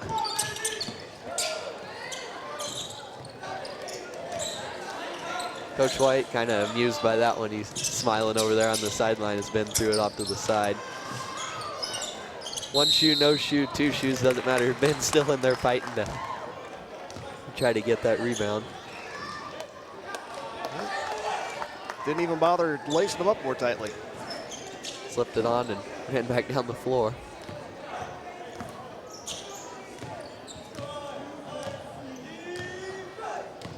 It is kind of interesting to see how these two teams match up. Hodgeman definitely seems to have a size advantage. Both Hayes and Harms. Hayes coming in at 6'4", Harms at 6'3". On the other side of the court, Elgood's the only Kiowa County player, at least starter, who's over 6 feet at 6'2". And Elgood actually there is going to come up with the steal. Mavericks out and running again, and Frank's going to set up the offense. The other Cuevas, Henry, he'll hit a three. That gives the Mavericks their lead back 5-3 early in this one. Good position in there by Hayes, and there's quick hands Cuevas Frank, and he's good.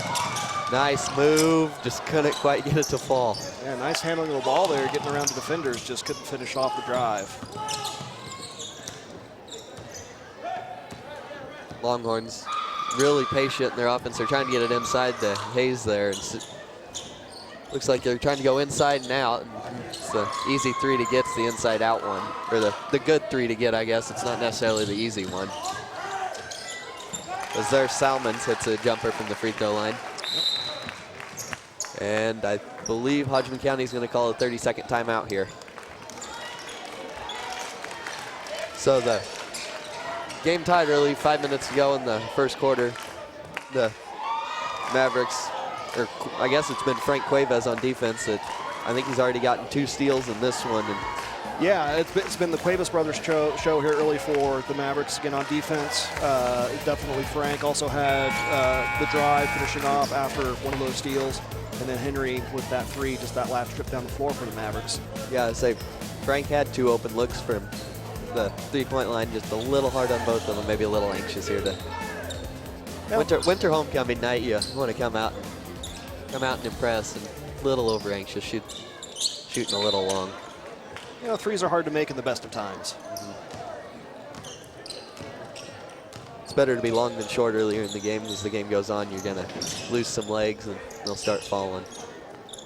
And he's going to take another one. And found his stroke. The nerves are gone. Yep. That's always good to see when one of your best players on your team starts hitting. Should note that Taylor Odell now in the game for the Mavericks. So Henry Cuevas, after hitting that three, is going to get a break. Good defense there by the Mavericks as Hayes gets that one back and is able to go up and put it in. You can see that's kind of going to be, it seems to be the Mavericks' strategy on the defensive end there is try to deny that entry pass to the post if they can, but if the ball does get inside to Hayes, they're double or triple teaming it.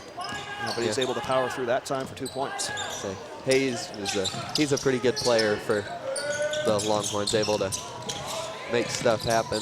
Nice move there by Elgood. You see he gets that one to fall. I believe that was his first basket of the game. That is his first 2 points, sir. And there's a triple team inside once Hayes got it and gets the offensive rebound and puts it back up and in. And that's something Mavericks got to do. They're going to have to box him out tonight if they're going to want to win. They can't let him have 14 rebounds, and on most of them on offense. Is a great look there by Frank to Tegan Elgood. Kind of the thread of the needle there.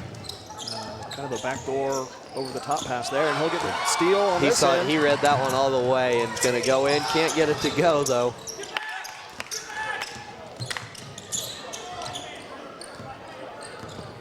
Coach White there was screaming at the Mavericks to get back to set up on defense, not let the Longhorns get out and run.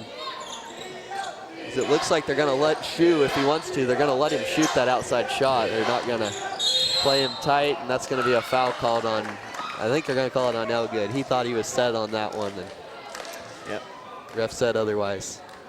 And they will call that on the shot, so Shu will get two shots from the stripe.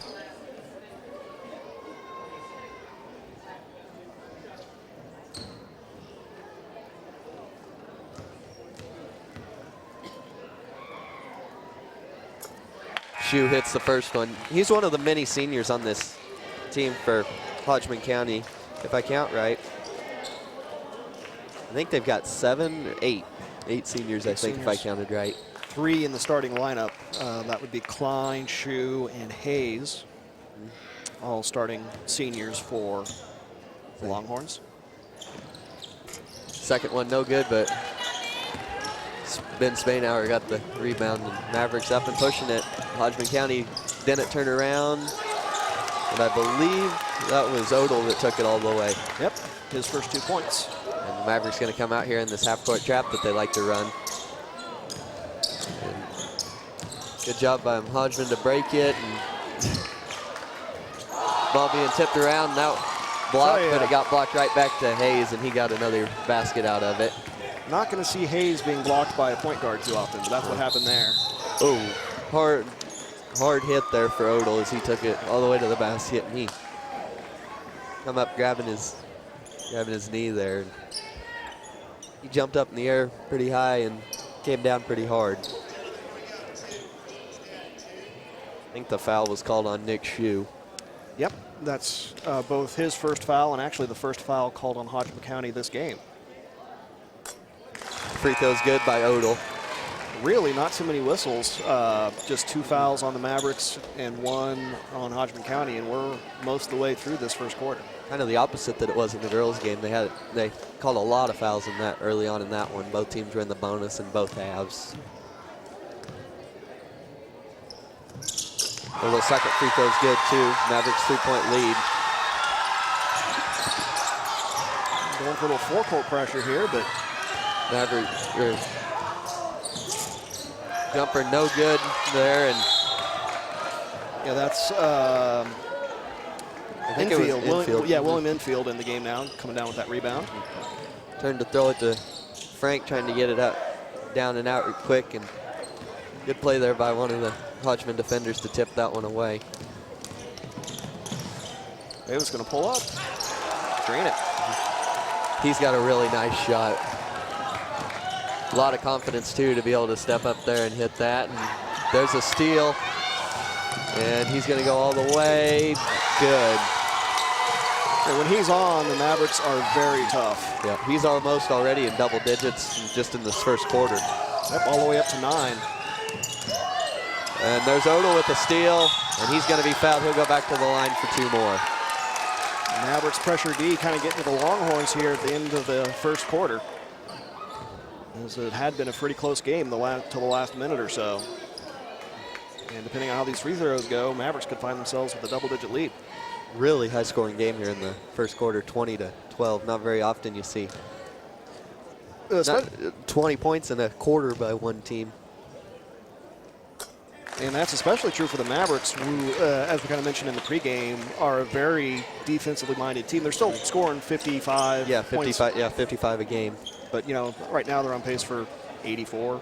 Yeah. So don't think that'll quite last, but no. They're shooting well so far. Odell has 4 straight free throws he's sunk. Yeah. And he's at 6 so far in this game. It's the Mavericks here. Pressure full court, and then they're going to drop back into that. I think they're playing man-to-man. Oh, nice look inside to Hayes, and that one's going to, I believe that's going to be a chance for a 3-point play here for Hayes. Yep, and 1. I believe now he's got 8. Yep, if I counted right. He's up to 8 fouls called on infield. That's his first, and Elgood will check back in for him. Yep. And Salmons will come into the game for Harms. Hodgeman looks like they have a little bit of a deeper bench tonight than the Mavericks do.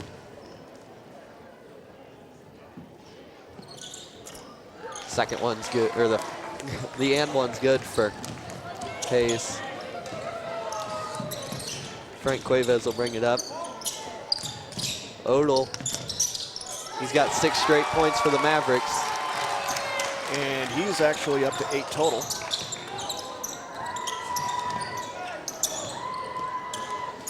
Mavericks pressure here almost causes a turnover, and guess who? Odell. He's going to go back to the line for 2 more free throws. Becoming very familiar with that charity stripe here in the first quarter. Odell's having a really good game, good quarter here. Yep. Definitely making his contributions known from the bench here is Odell, just a sophomore. Yeah. But definitely gets quite a bit of playing time and definitely contributing tonight. Nice free throw shot. He's got a really nice shot there from the free throw line. What is that, 5 straight free throws for him? He's 5 for 5 so far, so we'll see if we jinx him by saying that. Yeah, announcers jinx, we probably did. No, almost. Mr. Odell cares not for jinx. Nope. He's already in double digits tonight with 10 points, and all of them in a row, or 8 of the 10 in a row. Yeah, between Odell and Cuevas, they've got 19 of the Mavericks' 26 points here.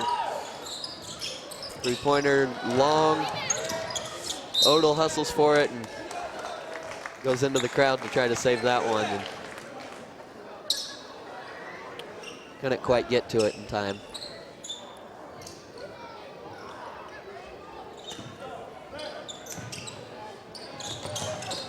Dangerous cross-court pass there. Yeah, as often as Kiowa County gets in those passing lanes, very few passes are safe passes, at least the way the Mavericks D is going tonight. Nice move there. I believe that was Salmons, and Ben Spainhour is going to get the rebound, and Salmons goes back in and ties it up. Nice silver lining there for Hodgeman County is because that was a jump ball, they will probably start second quarter with possession at least. So you got to think here the Mavericks up 9 points. They'll try to make this double digits here and hold for the last shot of the quarter. Maybe not. Long rebound. And there's going to be a foul called. I think it's going to go on Odell. Yep. 3.7 seconds to go here. Maybe not the worst foul in the world, as otherwise Hodgeman may have been in position for somewhat of a fast break there, but As it is, they'll just have an inbounds in 4 seconds. Get it in. Shots up off the top of the backboard, no good. 26 to 15.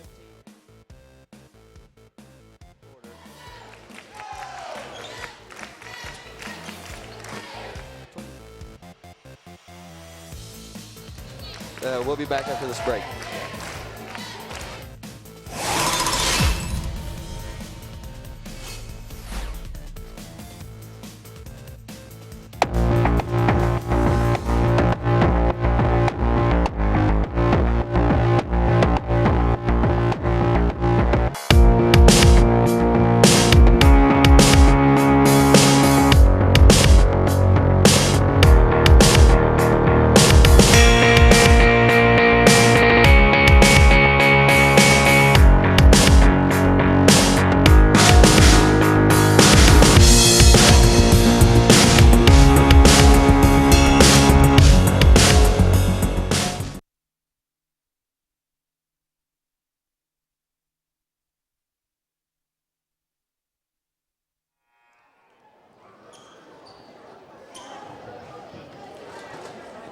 Get your old tape collections converted to DVD at the Media Center. If you contact Grant Newhold at 620-723-1117.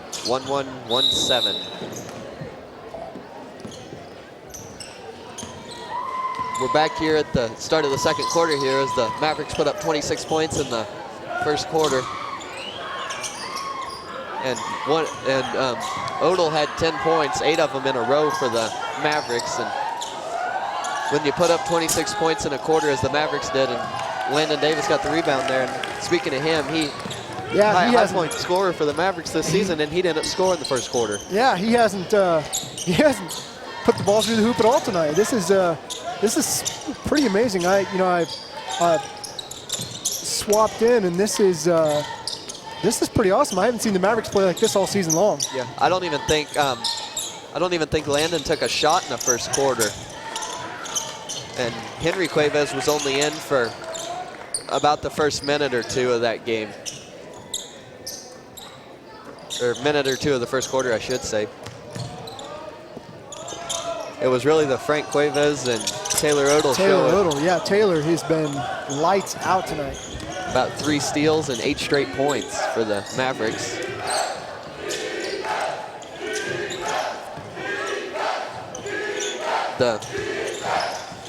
That's something the Mavericks has done well, is guard the drive really well. And they've given up some open 3 looks, but they really haven't. The Longhorns haven't been able to hit any threes. I don't even think they've made a 3 yet tonight. No, Bruce Harms had one to start early to start the game. Yep, you're right. So actually, the first points for Hodgeman County tonight was by Mr. Harms. Really, the intensity that the Mavericks have been bringing tonight has been. I've been floored, Cameron. This has been pretty impressive. I say it's always nice when you're the team and you don't even have your leading scorer score and you still put up 26 in a quarter. Yeah. Let's see if they can maintain this intensity. Yeah, they keep up this rate. They're set for over 100 points in the night. That'd be something. I don't think they'll be able to keep it up though. No, and I think Coach White would call off the Dogs well before that point. Harms 3's no good. Frank Cuevas out and running. Nice feed inside to Odell. Couldn't get it to go. Yeah, he was a little bit out of position. wasn't quite expecting that pass. It's kind of a late pass by Cuevas. Oh, nice pass there to Hayes. Really, Hayes has been keeping him in it, kind of. So he's the leading scorer, yeah. So he averages 17 a game. He had 9 through the first quarter. So he's on pace to have several here tonight. It's really been the Mavericks guards that have done the damage. Another one. Man, Frank is on fire tonight. So that's 11 for him. He's already in that's 2 Mavericks players already in double digits. Oh, Landon picks the pocket. Odell's gonna go all the way, and he's gonna be fouled, and they're gonna count that one. Man. Yeah. I haven't seen all their games this year, but the ones I have seen, I don't think he's gone off for like he has not. He's having one heck of a game. This is Very impressive. Hopefully, I mean, I was not expected. I know you and Matt probably talked about in the pregame that, you know, we expected this game to be fairly close with the prospective records and just how the quality of competition the Hodgeman County has played. And the game they played earlier this year, they played in the league tournament for the third place game. That was a 1-point game. Right. Odell still perfect from the free throw line. 7 points from the free throw line, if I count right. Hodgeman County doing a good job breaking the press there. Nice play there by Landon Davis, and here comes Henry Cuevas. Force shot, can't get it together. That might have been a little bit of a force. Yeah, he really ought to slow that down. I mean, they've got a pretty sizable lead. Ooh. Catch and shoot there by James. Nice shot by James. He caught that one and just in stride shot it. That was fade away from the bat. That was a nice shot. Yeah. Well, one thing, you know, the Longhorns aren't going to. I don't know about that one. Odell. Oh, yeah. Gets a rebound, though. And right place, right time. Man, 15 for him. Man. He's having one heck of a game. Still hasn't taken a shot. Harms, I tell you what, man, that's really got to respect him out there beyond the arc. Tough when a 6'3" guy, or 6'3", I think is what he is. I looked at the program. 6'3", right? 6'3" and can shoot the three the way he can. Good, kind of trapped in the corner. Henry Cuevas, though, will answer his three. Man, the Mavericks are just shooting lights out tonight. Oh, there's a trap, and they're gonna get a foul called. Ooh. Are they gonna call that on Odell? Or are they gonna call that if it's on Odell? That's his second. Nope, they called it on Landon. Yeah. You never want to say it's a good foul to go on your leading scorer, but right. Well, he hasn't scored any points tonight. I know. So. Odell almost timed that right to get another steal. Hodgeman County slowing it down here, inside to Shoe. And guess who? Odell there with another steal.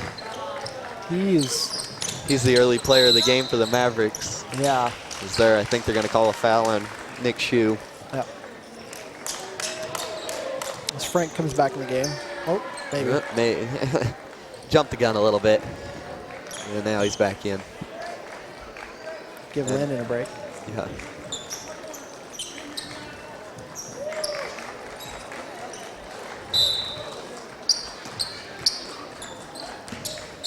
See if the Mavericks slow down here a little bit and find a really good shot. Still swinging the ball inside to Frank. Nice touch. 13 for him. Yeah.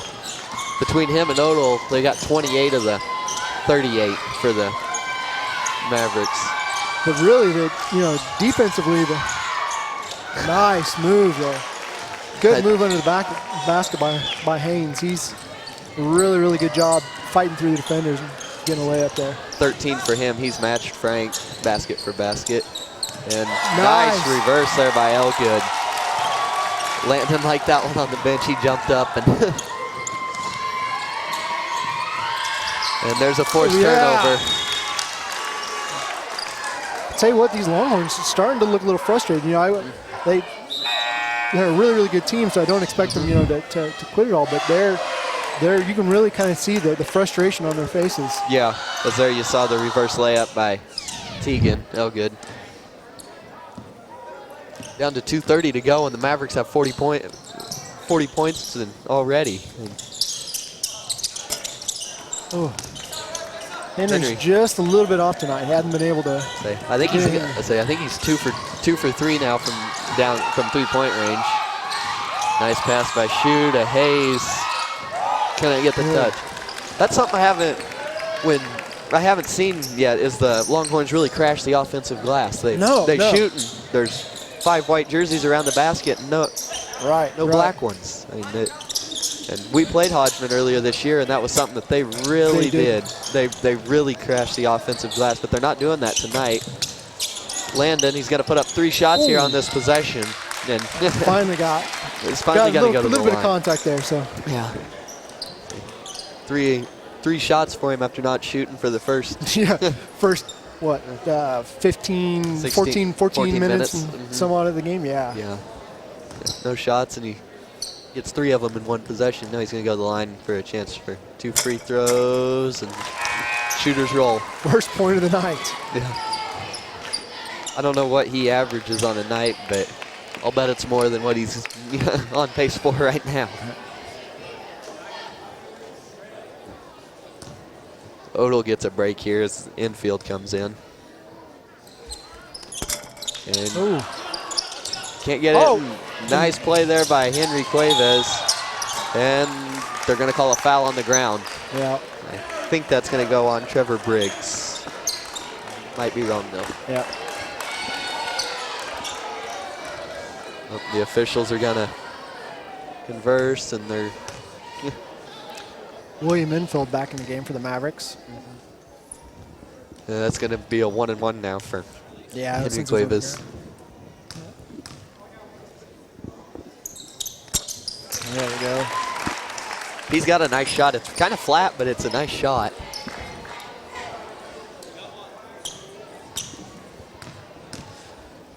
Really, it's been only about 4 or 5 Mavericks that have, or about 4 Mavericks that have scored tonight. Right.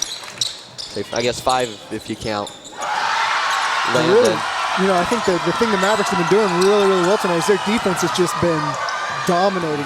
Just outstanding. Yeah, I mean, look at that. Look at this scramble there, and causing the turnover. So 3 of them on the floor after a loose ball. That is just outstanding hustle.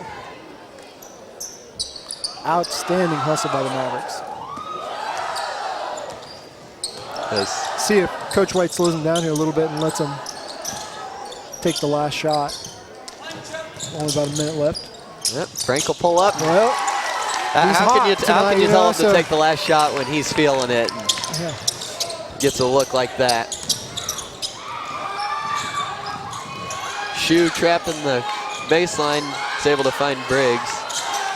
Arms for 3. Ooh, he's been hot tonight from beyond the arc. 3 for 3, I think. Yeah. He's got 9 points.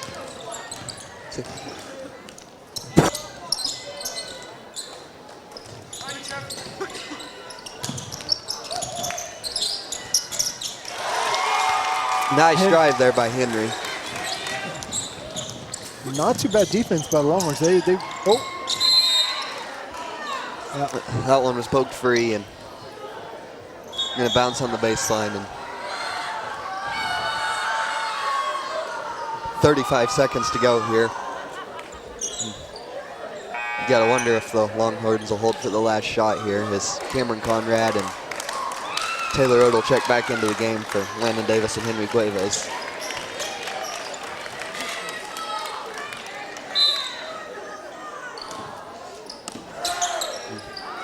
Mavericks are gonna kind of back off and let, oh, no, maybe not.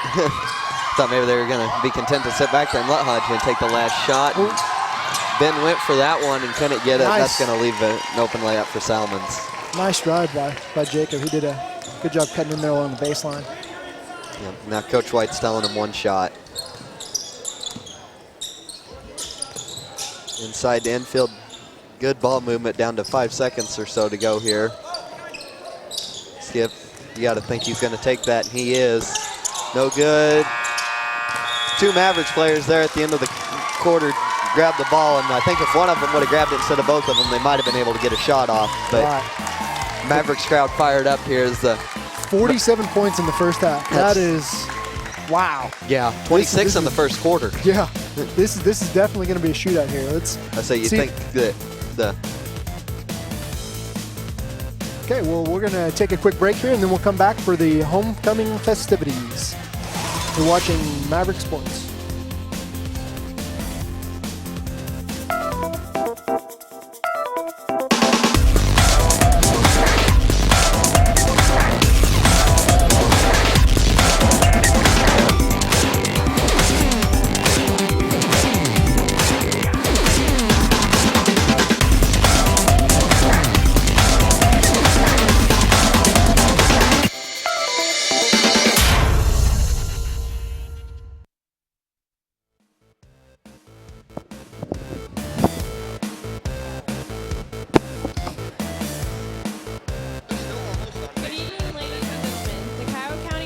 School student body would like to welcome you to this year's Winter Royalty Crowning Ceremony. Tonight we would like to introduce our royalty court made up of 6 beautiful ladies and 6 handsome gentlemen. Briley Conrad is our first queen candidate. She is the daughter of Butch and Dana Conrad and Christina Peters. Her activities include track and field and Scholars Bowl. In her free time, she likes to eat, watch Netflix, and eat some more. Briley's favorite high school memory is that 3:30 bell. Her future plans are to attend Hutchinson Community College, then Kansas State University for a veterinarian medicine degree. Her advice to the underclassmen is, don't listen to anything Ben says, ever. Briley's escort this evening is Tegan Elligood, son of Mia Covelia Fleener. His activities include basketball and band. In Tegan's spare time, he enjoys reading, playing Xbox, and playing basketball, obviously. Tegan's favorite high school memory is K-State Band Day his freshman year. His future plans are to attend Kansas State University to play in the K-State Marching Band and major in kinesiology to become a chiropractor. To the underclassmen, he says, relax, it goes fast, but it's a long road ahead. Stay focused, but loose too.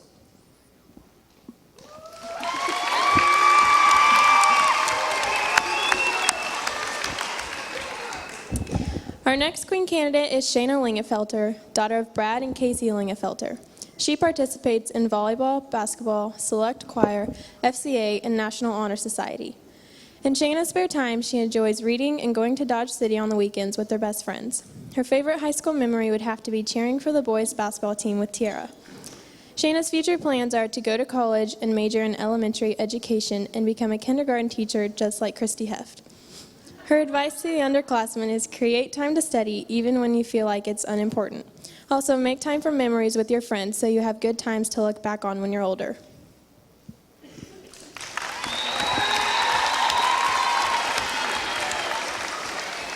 Sammy Cervantes is Shayna's escort. Sam is the son of Sammy and Michelle Cervantes. Sam's activities include football, track and field, forensics, band, and powerlifting. In his spare time, he likes to get into lightsaber fights with his little brother. Sam's favorite high school memory hasn't happened yet. In the future, he plans to attend WSU to become a physical therapist. He would say to the underclassmen, be nice, it goes a long way.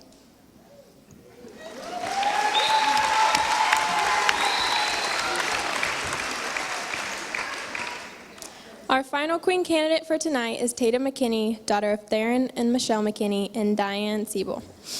Tatum's activities include track and field, cheerleading, band, select choir, and National Honor Society. In her free time, she enjoys spending time with Allie O'Shea doing absolutely nothing important or watching Netflix when she should be studying. Tatum's favorite KCHS memory is a time spent with fellow cheerleaders, those crazy car rides to and from games, long tournaments, and cheer camps. Her future plans are to attend Southwestern Oklahoma State University and major in pharmacy. Her advice to the underclassmen is, do your homework, be respectful, kind, and truthful to all your teachers and peers. It makes the journey go much smoother for everyone.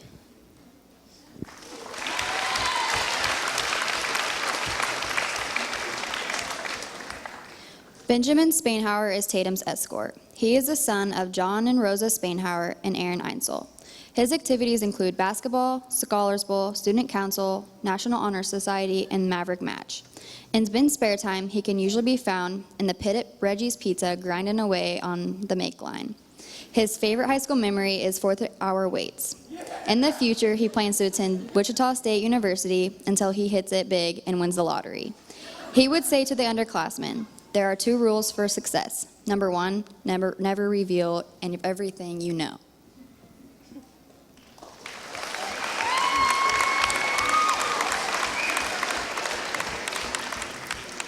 Our lovely flower girl this evening is Amelia Barnes, daughter of Travis and Stacy Barnes.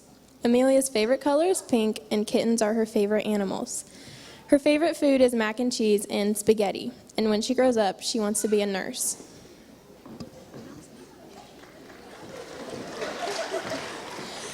Sawyer Lingenfelter is our crown bearer tonight. He is the son of Brad and Casey Lingenfelter. Sawyer's favorite color is red. Red pythons are his favorite animal, and his favorite food is summer sausage. When Sawyer grows up, he wants to be an astronaut.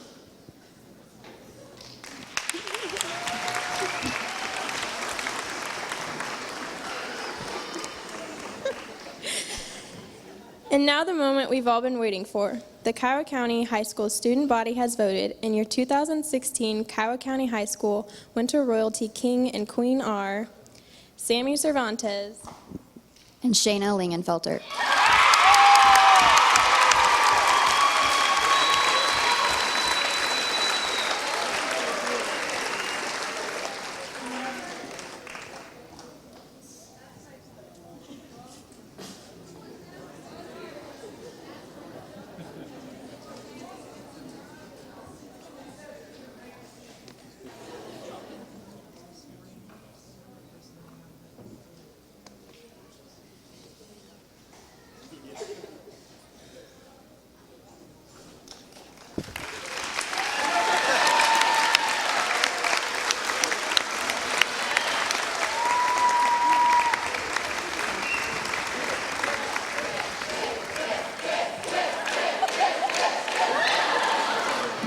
Congratulations to our King and Queen. The students would like to thank everyone for coming out tonight. We hope that you enjoyed tonight's game.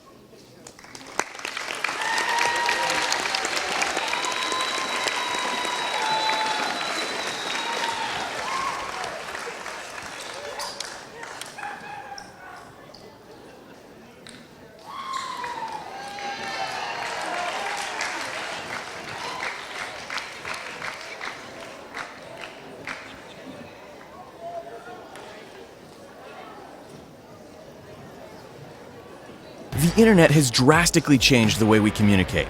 Are you keeping up with the times? The Kiowa County Media Center can connect you with viewers in markets all over the region, the state, and the world. Our technology keeps us on pace with the high demand of internet video content. Bring your audience from anywhere in the world to your wedding, conference, sporting event, concert, and much more. No one does high-quality video streaming like us. We are the Kiowa County Media Center, leading the new age of communication.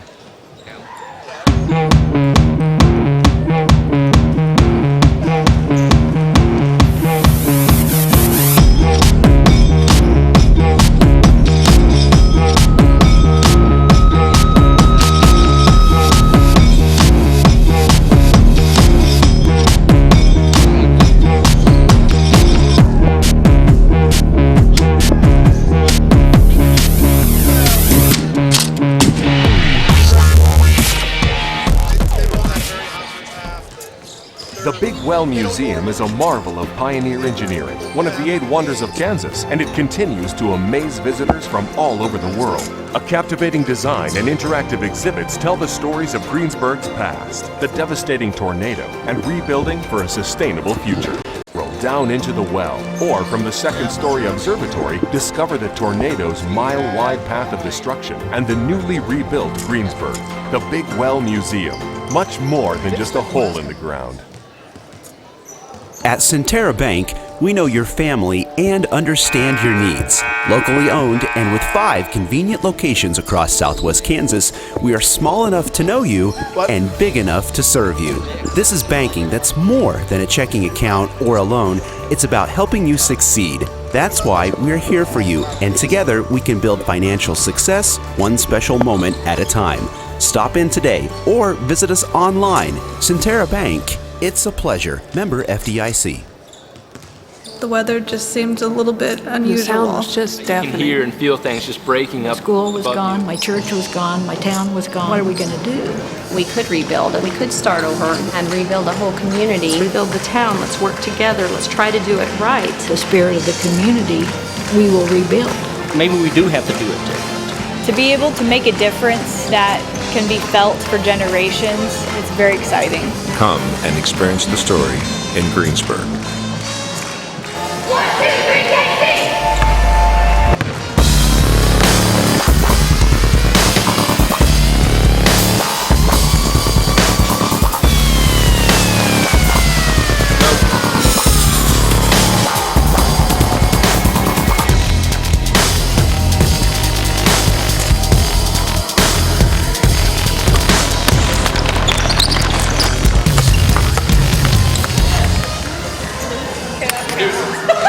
Jonah's trying. Go! Alright, Jonah. Try to post this shot right there. Double digits already. Who's the third one? Henry Cuevas, he's got 10. Wow. Every day, area producers rely on the employees and services at Tyree Ag. We understand that the timing of agricultural inputs is essential, and that's why we strive to provide timely and efficient services and proven reliable products you can count on. Tyree Ag offers quality aerial and ground application, precision ag services, fertilizer, seed, and a broad selection of crop protection and biostimulant products. Contact us today or visit us online. Tyree Ag, to make your job easier. We're saying he's perfectly content to let him do it. He's not trying to.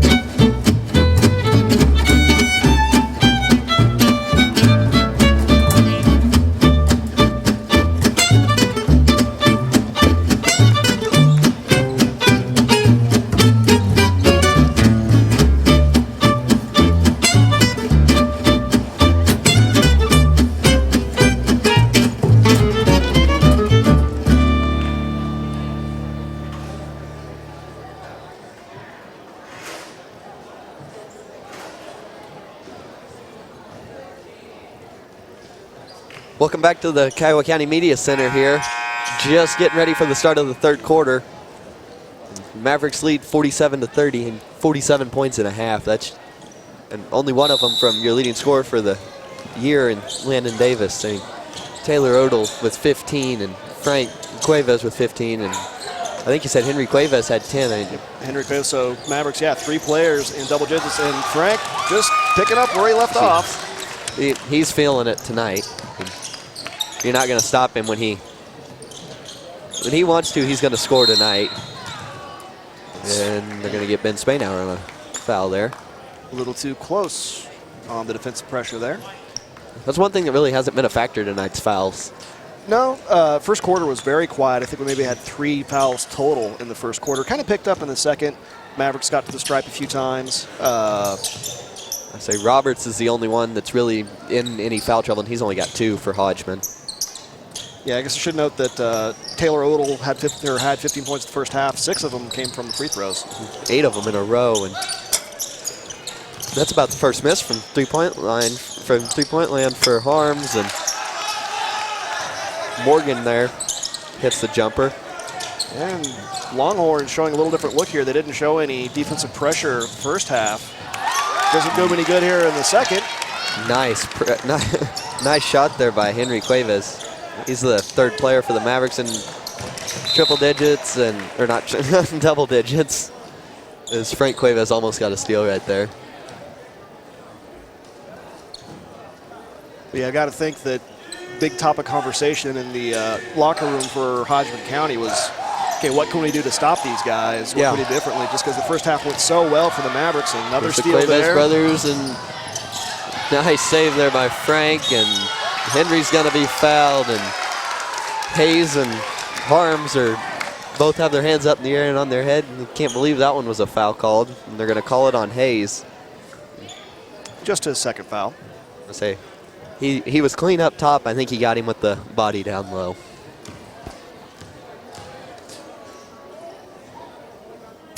Henry. Shooter's roll. Yep. But just going on that break, definitely a nice save by Frank there. A little too aggressive of a feed coming in from Henry. Yeah, but he threw it a little too far out in front of him, and he tried to save it. And great job to find his brother there. Ends up for 2 points for Henry as he makes both free throws. He's up to 14 on the night. 3 play. Wow. 17, 15, and 14. That's a good combination to have for. That'd be a good in-game score. Never mind a minute and a half into the first. I'd say 6 minutes to go here, and Mavericks have already scored 6 minutes to go in the third quarter, and the Mavericks have already scored how many points they scored in a game. Their average, they average 55 a game. Yeah. And I guess 2 things just really credit there is they're doing very well shooting the ball. A lot of their shots are falling. Offensive rebound there by Hayes. Can't get it to go. 3 offensive rebounds in a possession. And he's finally going to be fouled. And that's just really where the Mavericks are going to have trouble, is just not only height matched up against Hayes, but he is a strong 6'4". Yeah, he's 6'4", and he's built. But the other contributive factor to the Mavericks having a high-scoring game so far, it's not just the shooting, but the defense. I mean, they're getting a lot of turnovers and fast break points, too. A lot of steals. And Odell's going to come into the game here for Henry Cuevas. I don't know if those three have been in at the same time all night. And yeah, typically, again, they kind of switch out with each other because they're all, the ball handlers, primary ball handlers for the Mavericks. As Hayes hit both his free throws. He's definitely done most of the damage for the Longhorns tonight. He's up to 15. And Frank's going to break the press. He's going to drive. He's going to be fouled. He'll go to the line to shoot two. That might be the third on Kyle Hayes. Nope, they're going to call it on Salmons. It's going to be his first. Frank will go to the line to shoot two. Yeah. Longhorns have gone with the full court pressure here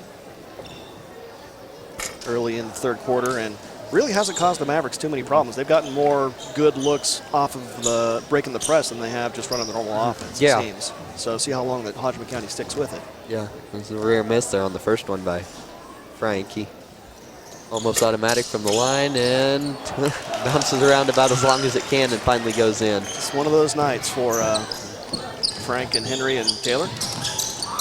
Almost threw that one away there by the Longhorns. Longhorns break the press. As there is Harms. I think that's his 11th points of the night. It's be the first points he scored not on a three-pointer. Frank with a nice move there. Shot fake, couldn't get it to go. And Landon Davis gets his first basket of the night. He hit a free throw early. That's a good sign for the Mavericks, not just for the game, but for the rest of the year when they can score 56 points and only 3 of them are from the leading scorer for the rest of the game. Their average leading scorer for the season only has 3 points in the night. Yeah, but that slack definitely been picked up as Frank now at 20 points after that steal and layup. And pressure's going to force a travel there. Morgan he caught it and drop stepped and drug his second foot before he finally put the ball down, and the Longhorns do come back out of that trap after the Mavericks scored. Yeah, what was it, 11 there in the first 3 minutes off of it? Yeah, wasn't really giving the Mavericks too many troubles, so Longhorns will reassess there as Davis draws the contact. I think he was looking for a foul there and still got the shot to go. Well, take the 2 points if you get it. So. Yeah, it's not a good sign for the Longhorns if Davis can start scoring now too, and that's going to be a whole bunch of players to stop as Hayes with the offensive rebound tip in. And it's just Davis can get going. You got to wonder how if the Mavericks could play like they did tonight, you got to wonder how far they could go if they could play like this the rest of the season. And they've kind of been a little inconsistent this season as Elgood comes down with the offensive rebound, goes out of bounds. But they've alternated between games say like this or the South Central game, again, where they beat a very good team, where they look like they would very much be a threat to go deep in the playoffs. And then they'll have their off nights. Their loss to Ashland earlier this season will be one of those nights. Lost by 15 that night. Last week lost to Satanta, a team they probably should have beat, but again, not a bad team. Thought we were going to catch Taylor there. Taylor caught him for us. Yeah. So, but again, they never really had a bad game. Just when they play to their potential, as I'd say they're doing tonight, they are a very, very dangerous team. And even going back, the first game against Spearville. Again, Spearville's only lost 1 game all season. The first game, Mavericks were right in the whole way, only lost by 2. Yeah, as there's a 3-pointer made by Taylor James. Yeah, if the Mavericks could play like this tonight, I think they could contend with Spearville. And if they play like this, they might be able to beat them. I mean, Hodgeman County's a long way from Spearville, but I mean, Mavericks are just playing unbelievable tonight. They're playing great. Well, and again, Mavericks have played Spearville twice. One, again, just lost by 2. The second lost by more, but it was still within, I think it was what, 13 points? Yep. So not a blowout. No. I say, yeah, the first one, 2-point loss to one of the top-ranked teams in the 2A. Although just last minute or last couple possessions, Hodgeman County starting to whittle away that lead back within 20, although going to be called for a travel right there. Yep. We got to give credit to Hodgeman County here. I mean, they've scored 41 points. It's not like they've scored nothing. I mean, they're getting shots to fall. They're on pace to be above average scoring for the game themselves. Just the Mavericks. So they average 48 a game, and they're already almost to that. So 30-second timeout. Mavericks here called a timeout, 30-second one. So, yeah, again, nothing really. First game against these two teams. I mean, it still could end up very similar.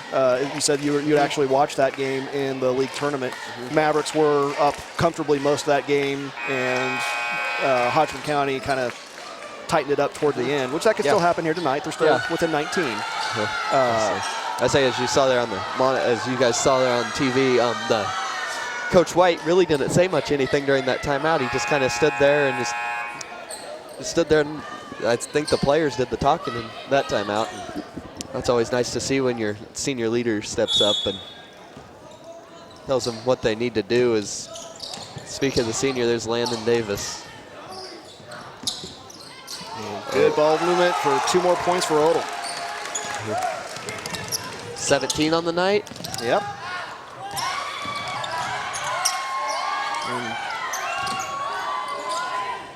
Oh, Frank, is he going to get to it? Yeah, he is so quick.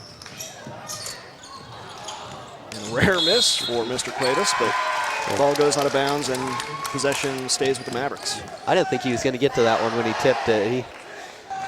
I mean, you just said it so perfectly. Much of his game's just predicated on his quickness. Just his speed for one, but also his hands. Yeah. I mean, every game you're going to see him get quite a few steals, just getting in passing lanes or picking the pocket of a ball handler. Just the knack for the ball that he's got. Draws the foul there. I think that's going to go on Shu. So that's going to be his 3rd, I believe. That is indeed the case. 4th team foul. So still a ways off for the bonus. You get Frank an open look in the corner. Doesn't get it to go, but Landon Davis with the offensive rebound. He's starting to score a little bit here. A lot of it's off offensive rebounds, though. It's not get it to him at the high post, and he scores like he has. And Cuevas going to be whistled for a foul there. Yeah, good to see Davis kind of get involved in the offense here in the second half, although, again, first half, no need for him to be involved, as well as the Cuevas brothers and Odell have been playing. And there's Frank with another steal. Oh, nice behind the back move. Can't get it to go. He's going to go to the line and shoot 2. Grabbing at his stomach or chest area, stomach. I'm Might have taken a... I'm going to guess he got contact. I don't think he would be tired just yet, as he is a state qualifier in most of the distance racers and track. So.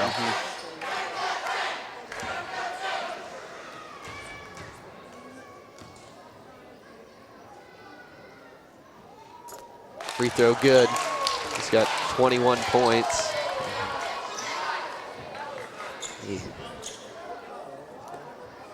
He's probably got a pretty good stat line to end the game with instead of 2 minutes to go in the 3rd quarter. Depending on how these last few minutes of this quarter go, as he sinks the second. That one almost didn't even hardly touch the net.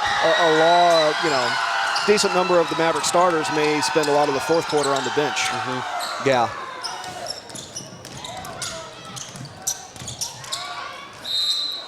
As there, Harms is going to, nice shot fake, and he's going to go to the line to shoot 2.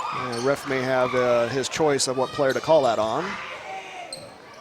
I think he's going to call it on Landon Davis, and he is. That's his 2nd.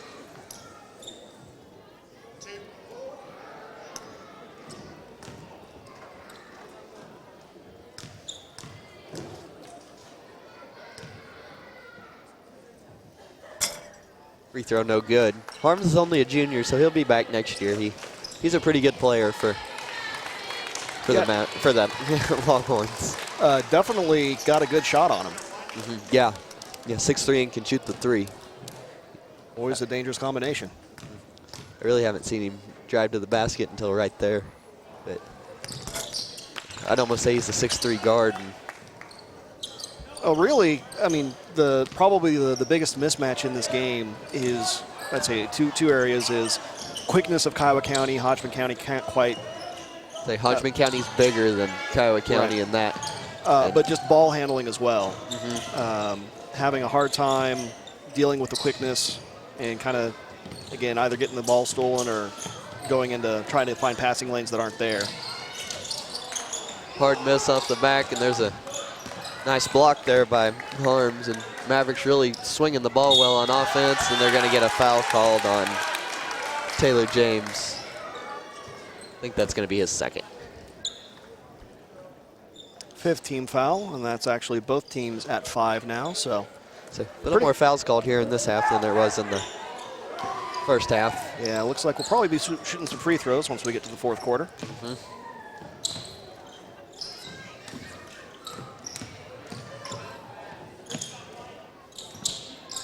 Mavericks being a little more patient.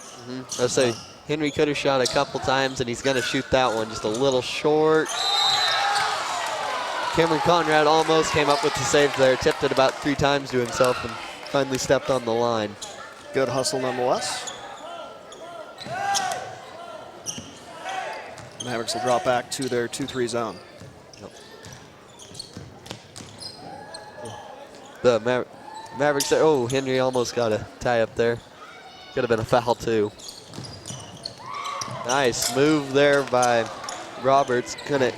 Shame he didn't finish that off. That would have been a heck of a play. I know, the crossover and the spin.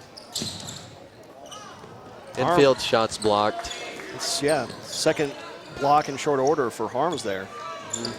He's anchoring that defense on that 2-3 zone. And there, the shot fake, and can it get it to go? He's going to go up and maybe get the offensive rebound. We're going to call a foul. Don't know who it's going to be on. I think it's going to go against Mavericks. Yeah, it looks like infield's going to get whistled for not being in the best position for that rebound. And starting to see some substitutions here for the Mavericks as Corey Erickson now in the game for his first minutes. So the three of the seniors on the bench for Kiowa County and infield, Spainhour and Davis. And you got to think that might be what's the effect that the trend's going to be in the 4th quarter for the Mavericks, as we're now down and under a minute to go here in the 3rd quarter. There's a nice finish by Harms. He's starting to go inside a little more here in the late minutes of the 3rd quarter. Yeah, Hayes has actually spent quite a bit of the last several minutes of the 1st or 3rd quarter on the bench, so kind of surprising to not see him in. I think he's got 3 fouls if I'm not mistaken, so that might be part of it. Definitely explain it. Odell there haven't really noticed him much in this quarter, in this 3rd quarter. He's got, after 15 in the first half, he's only got a few points here as Cameron Conrad's going to take a 3, too hard off the back rim. Full court shot. Almost cracks the backboard, but not quite. Yeah. But now here at the end of the 3rd quarter, 6-44. We'll be back after this break.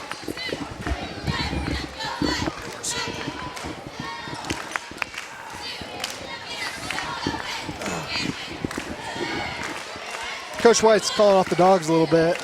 Maybe a little bit. How many seniors has Kiowa County got on their team? 3. Agriculture today is such a dynamic market. Prices are moving, input costs are fluctuating, equipment costs, all of these things add up. We're here to help those farmers for their success. That's really what an ag dealership is, be on their best game all the time so that we can help our farmers do what they need. And if they want to pass that down to their children and their children's children, they've got to have a good partner behind them. That's BTI.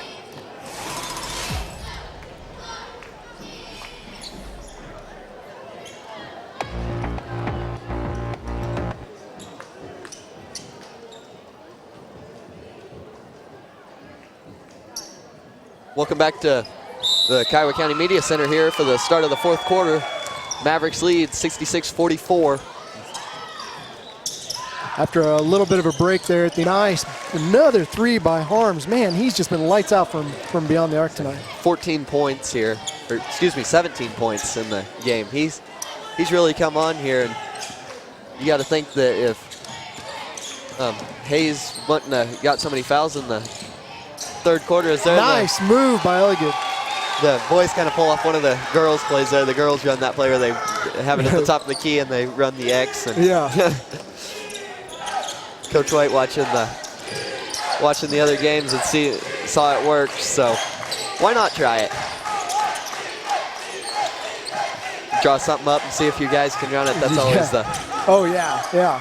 That's what the good teams can do. You draw something up during the timeout or at the end of a quarter, and see if you guys can run it.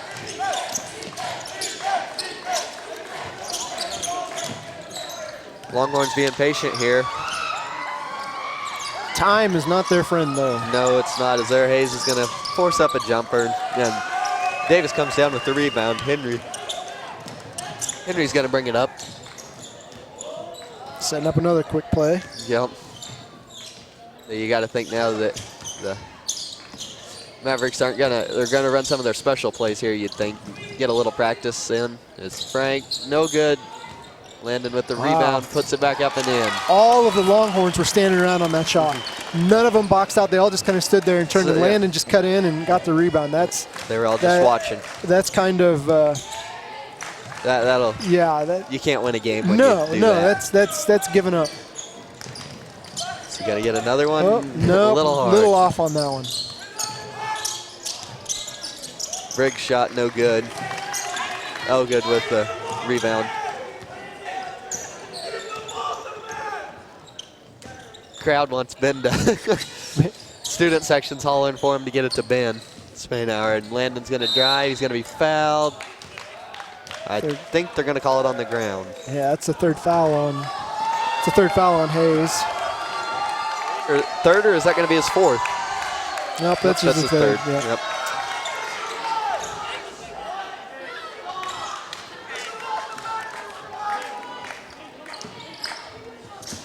Look inside to Davis. Shot, little hard. There the Longhorns box out and get it. And they're going to be a foul called on Frank. Yeah, he made just a little bit too much contact coming down. Yeah, started riding him up the floor, and about half court he bumped into him a little too hard. As I believe it's Salmon's going to the line to shoot a 1-and-1 here. Yeah, they're in the bonus. Foul's a little more of a factor here in the second half than they were in the first half. Yeah, that's for sure. As he gets his first one to go.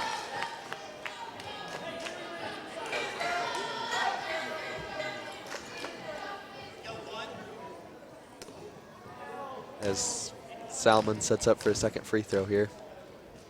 He's only a sophomore too, so he'll be back in. Yeah, he'll be good in a couple of years. Yeah, and he's their second or third leading scorer. I say he's their point guard and almost got a steal there. Yeah. Frank just trying to push it just a little bit too hard. Yeah. As the Mavericks get it into Davis here. He's been a little more of a factor in the second half than he was in the first. Not a factor at all in the. No, the first quarter. Well, you know, even the first half. Defensively, though, he really, I mean, he did a good job. I mean, really, it's been Frank all the night. That's his 24th points. Jeez. Man, that's just. And he sat most of the third quarter. Yeah. He had 20 at half, or no, he had 18 at half. Jumper, no good. Ball tipped around. Salmon's going to come up with it. And not what you want to do there, dribble in amongst the trees. And forced shot there by Morgan, and he knew it when he shot it that wasn't the smart play to do. No, Ben and Teagan getting a quick break here. You know, one thing about William Enfield that just come in, he can actually dunk. Oh, really? Yeah. Yeah, believe it or not, he has got some ups. So what is he, a sophomore or junior? Yeah, where's his yeah, William's junior. Yeah. So, you know, next year. Yeah. Man, Frank is just he's taking this game over. Frank being Frank, holy golly. 26 points. Crowd chanting. I think crowd's chanting. Put in Ben. Crowd favorite, Ben. Oh, I'll tell you what, the crowd appreciates hustle. And Ben, he is Mr. Hustle. Yeah, scrappy. Oh, nice steal. Whoa. Oh, man. Steal and almost gave it back up. And Frank. Davis will take his first three, too hard. Oh. Little trap here run by the Mavericks. Now they're out of position. Ooh. Frank. Steal by Frank, but couldn't quite, momentum carried him out of bounds and he couldn't quite get it back. Oh, nice look inside there from Roberts. And almost as nice save by Landon. Henry's gonna go all the way and he's gonna be fouled. I think he got fouled by Salmons. Yeah. That's the second foul, yeah. Yep.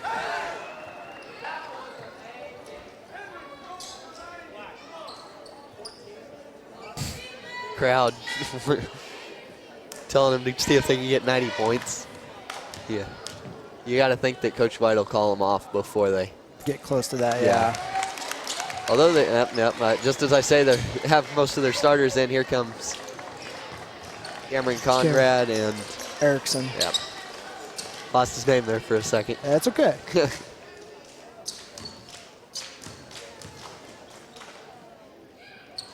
Second one, good. He's got 16 on the night, so man, it's not just one Mavericks player doing no, it. There's about 4 or 5 of them. 3 of them in double digits. You've got Taylor and Frank and the Cuevas brothers. That one was way outside from. Good rebound by Williams. Say the Frank Henry gonna drive it, and they're gonna call that a charge.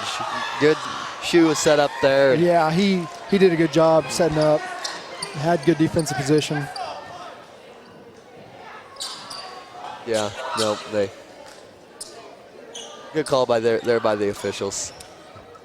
Student section didn't like it, but no. they don't like it anytime something goes against the Mavericks. Well, they are the home team, so. Yeah. Longhorns really taking their time here as Roberts is going to get it an open three and nice Banks shot. Open. He didn't call board, but yeah, we'll count it anyway. Yeah.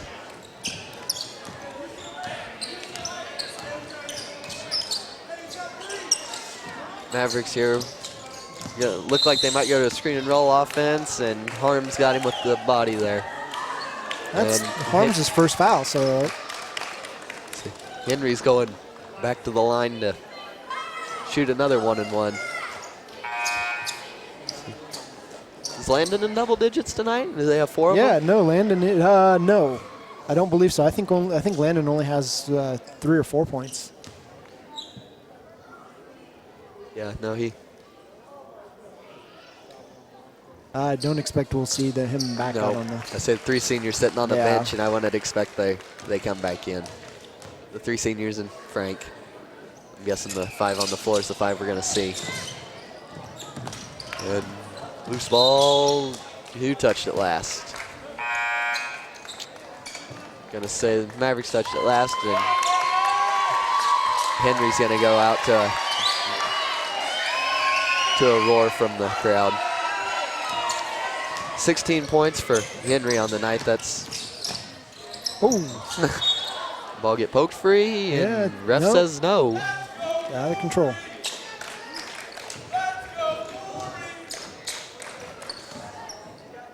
.241 to go here in the game. Mavericks 76, Hodgeman County 52. Three-pointer off the top of the backboard. And Cameron's out of bounds there. He caught it. He caught it, and he looked down, and sure enough, he was standing on the baseline.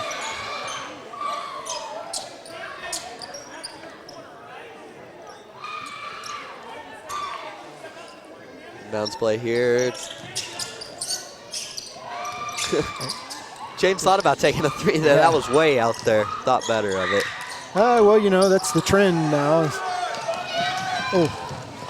Steal, got stolen right back, but crossed over to his right hand, and Hodgeman County was right there for the steal. And once again, no black jerseys in there for the offensive rebound, and somehow it got tipped around out to, I think that was Harms. Yeah, Harms got 19 on the night. Quiet 19 too. I mean, he's their leading scorer. No, Hayes is their leading scorer. Say Hayes has 9. No, I don't know. Lob there didn't go quite like they planned. 3-point shot, no good. And once again, 5 white jerseys around the basket, no black jersey. Yep. Nobody from Hodgeman County. Wants to rebound, right? No. Nice move there by Odell. He's going to get to the basket. No good. And the refs, I think, are just kind of letting this go. Yeah, I say it's a 22-point game with a minute 20 to go. They want to. Everybody wants to get to the end of the game, and you see that pretty often. So if it's a blowout game, there's not going to be a lot of fouls called in the last minute or two. Yeah. Oh, there's a steal by Robert. Bad pass by Cameron Conrad. Good defense, though. Nice block. Blocked there by Erickson. Block. Wow, the crowd like that. And that was on Harms, too. That was, probably the strongest guy on the Longhorn team, and he got blocked pretty clean by one of the scrawniest guys on the Mavericks team. But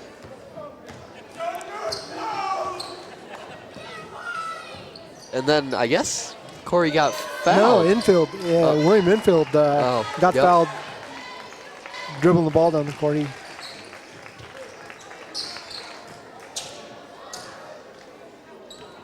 This is a good victory for the Mavericks. The Longhorns are a really good team. Yeah, Longhorns aren't any slouch of a team, and Mavericks come out here tonight and might score 80. Oh no, I probably not. I would not expect it. After 26 points in the first quarter, though, wow. Yeah. That grabbed everybody's attention. Quick. Say that. No, they might. They get another shot. Basket. 3-pointers, no good. Rebound there by Odell. I think Odell will probably just slow it down. Yep, the Mavericks just working the ball around the top of the key. Odell's going to go back to the line. He's been really quiet here in the second half. He scored 15 in the first half. He's only got 2 in the second. Yeah, but really, the damage he did in the first quarter really put the Longhorns on the heel. And so that's the difference in the game. Him scoring, him having 17, instead of his usual 10 or 8 or whatever he averages a game, and that extra 10 points is really. That's really been kind of the difference in the game, his play. Absolutely. Oh. No pressure, right, for 80? Yeah. 80 points. 80 points, man. That's a feat. Riggs will take a 3, too long. Odell is going to slowing it down. Yep. Nice ball handling by Odell. Almost lost it. Kind of. Yeah. Got a little fancy. Whoa. Oh. 33 is Cameron. No good there and there's going to be a foul at the buzzer. They're going to let it go. Yeah. 80-54. Yeah. Who saw that coming? I did not see that coming at all. Wow, what a showing by the Mavericks tonight. What a game.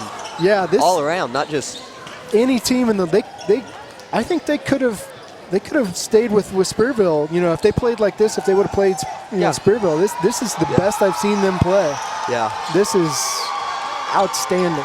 Outstanding. Yeah. And just unbelievable. Yeah.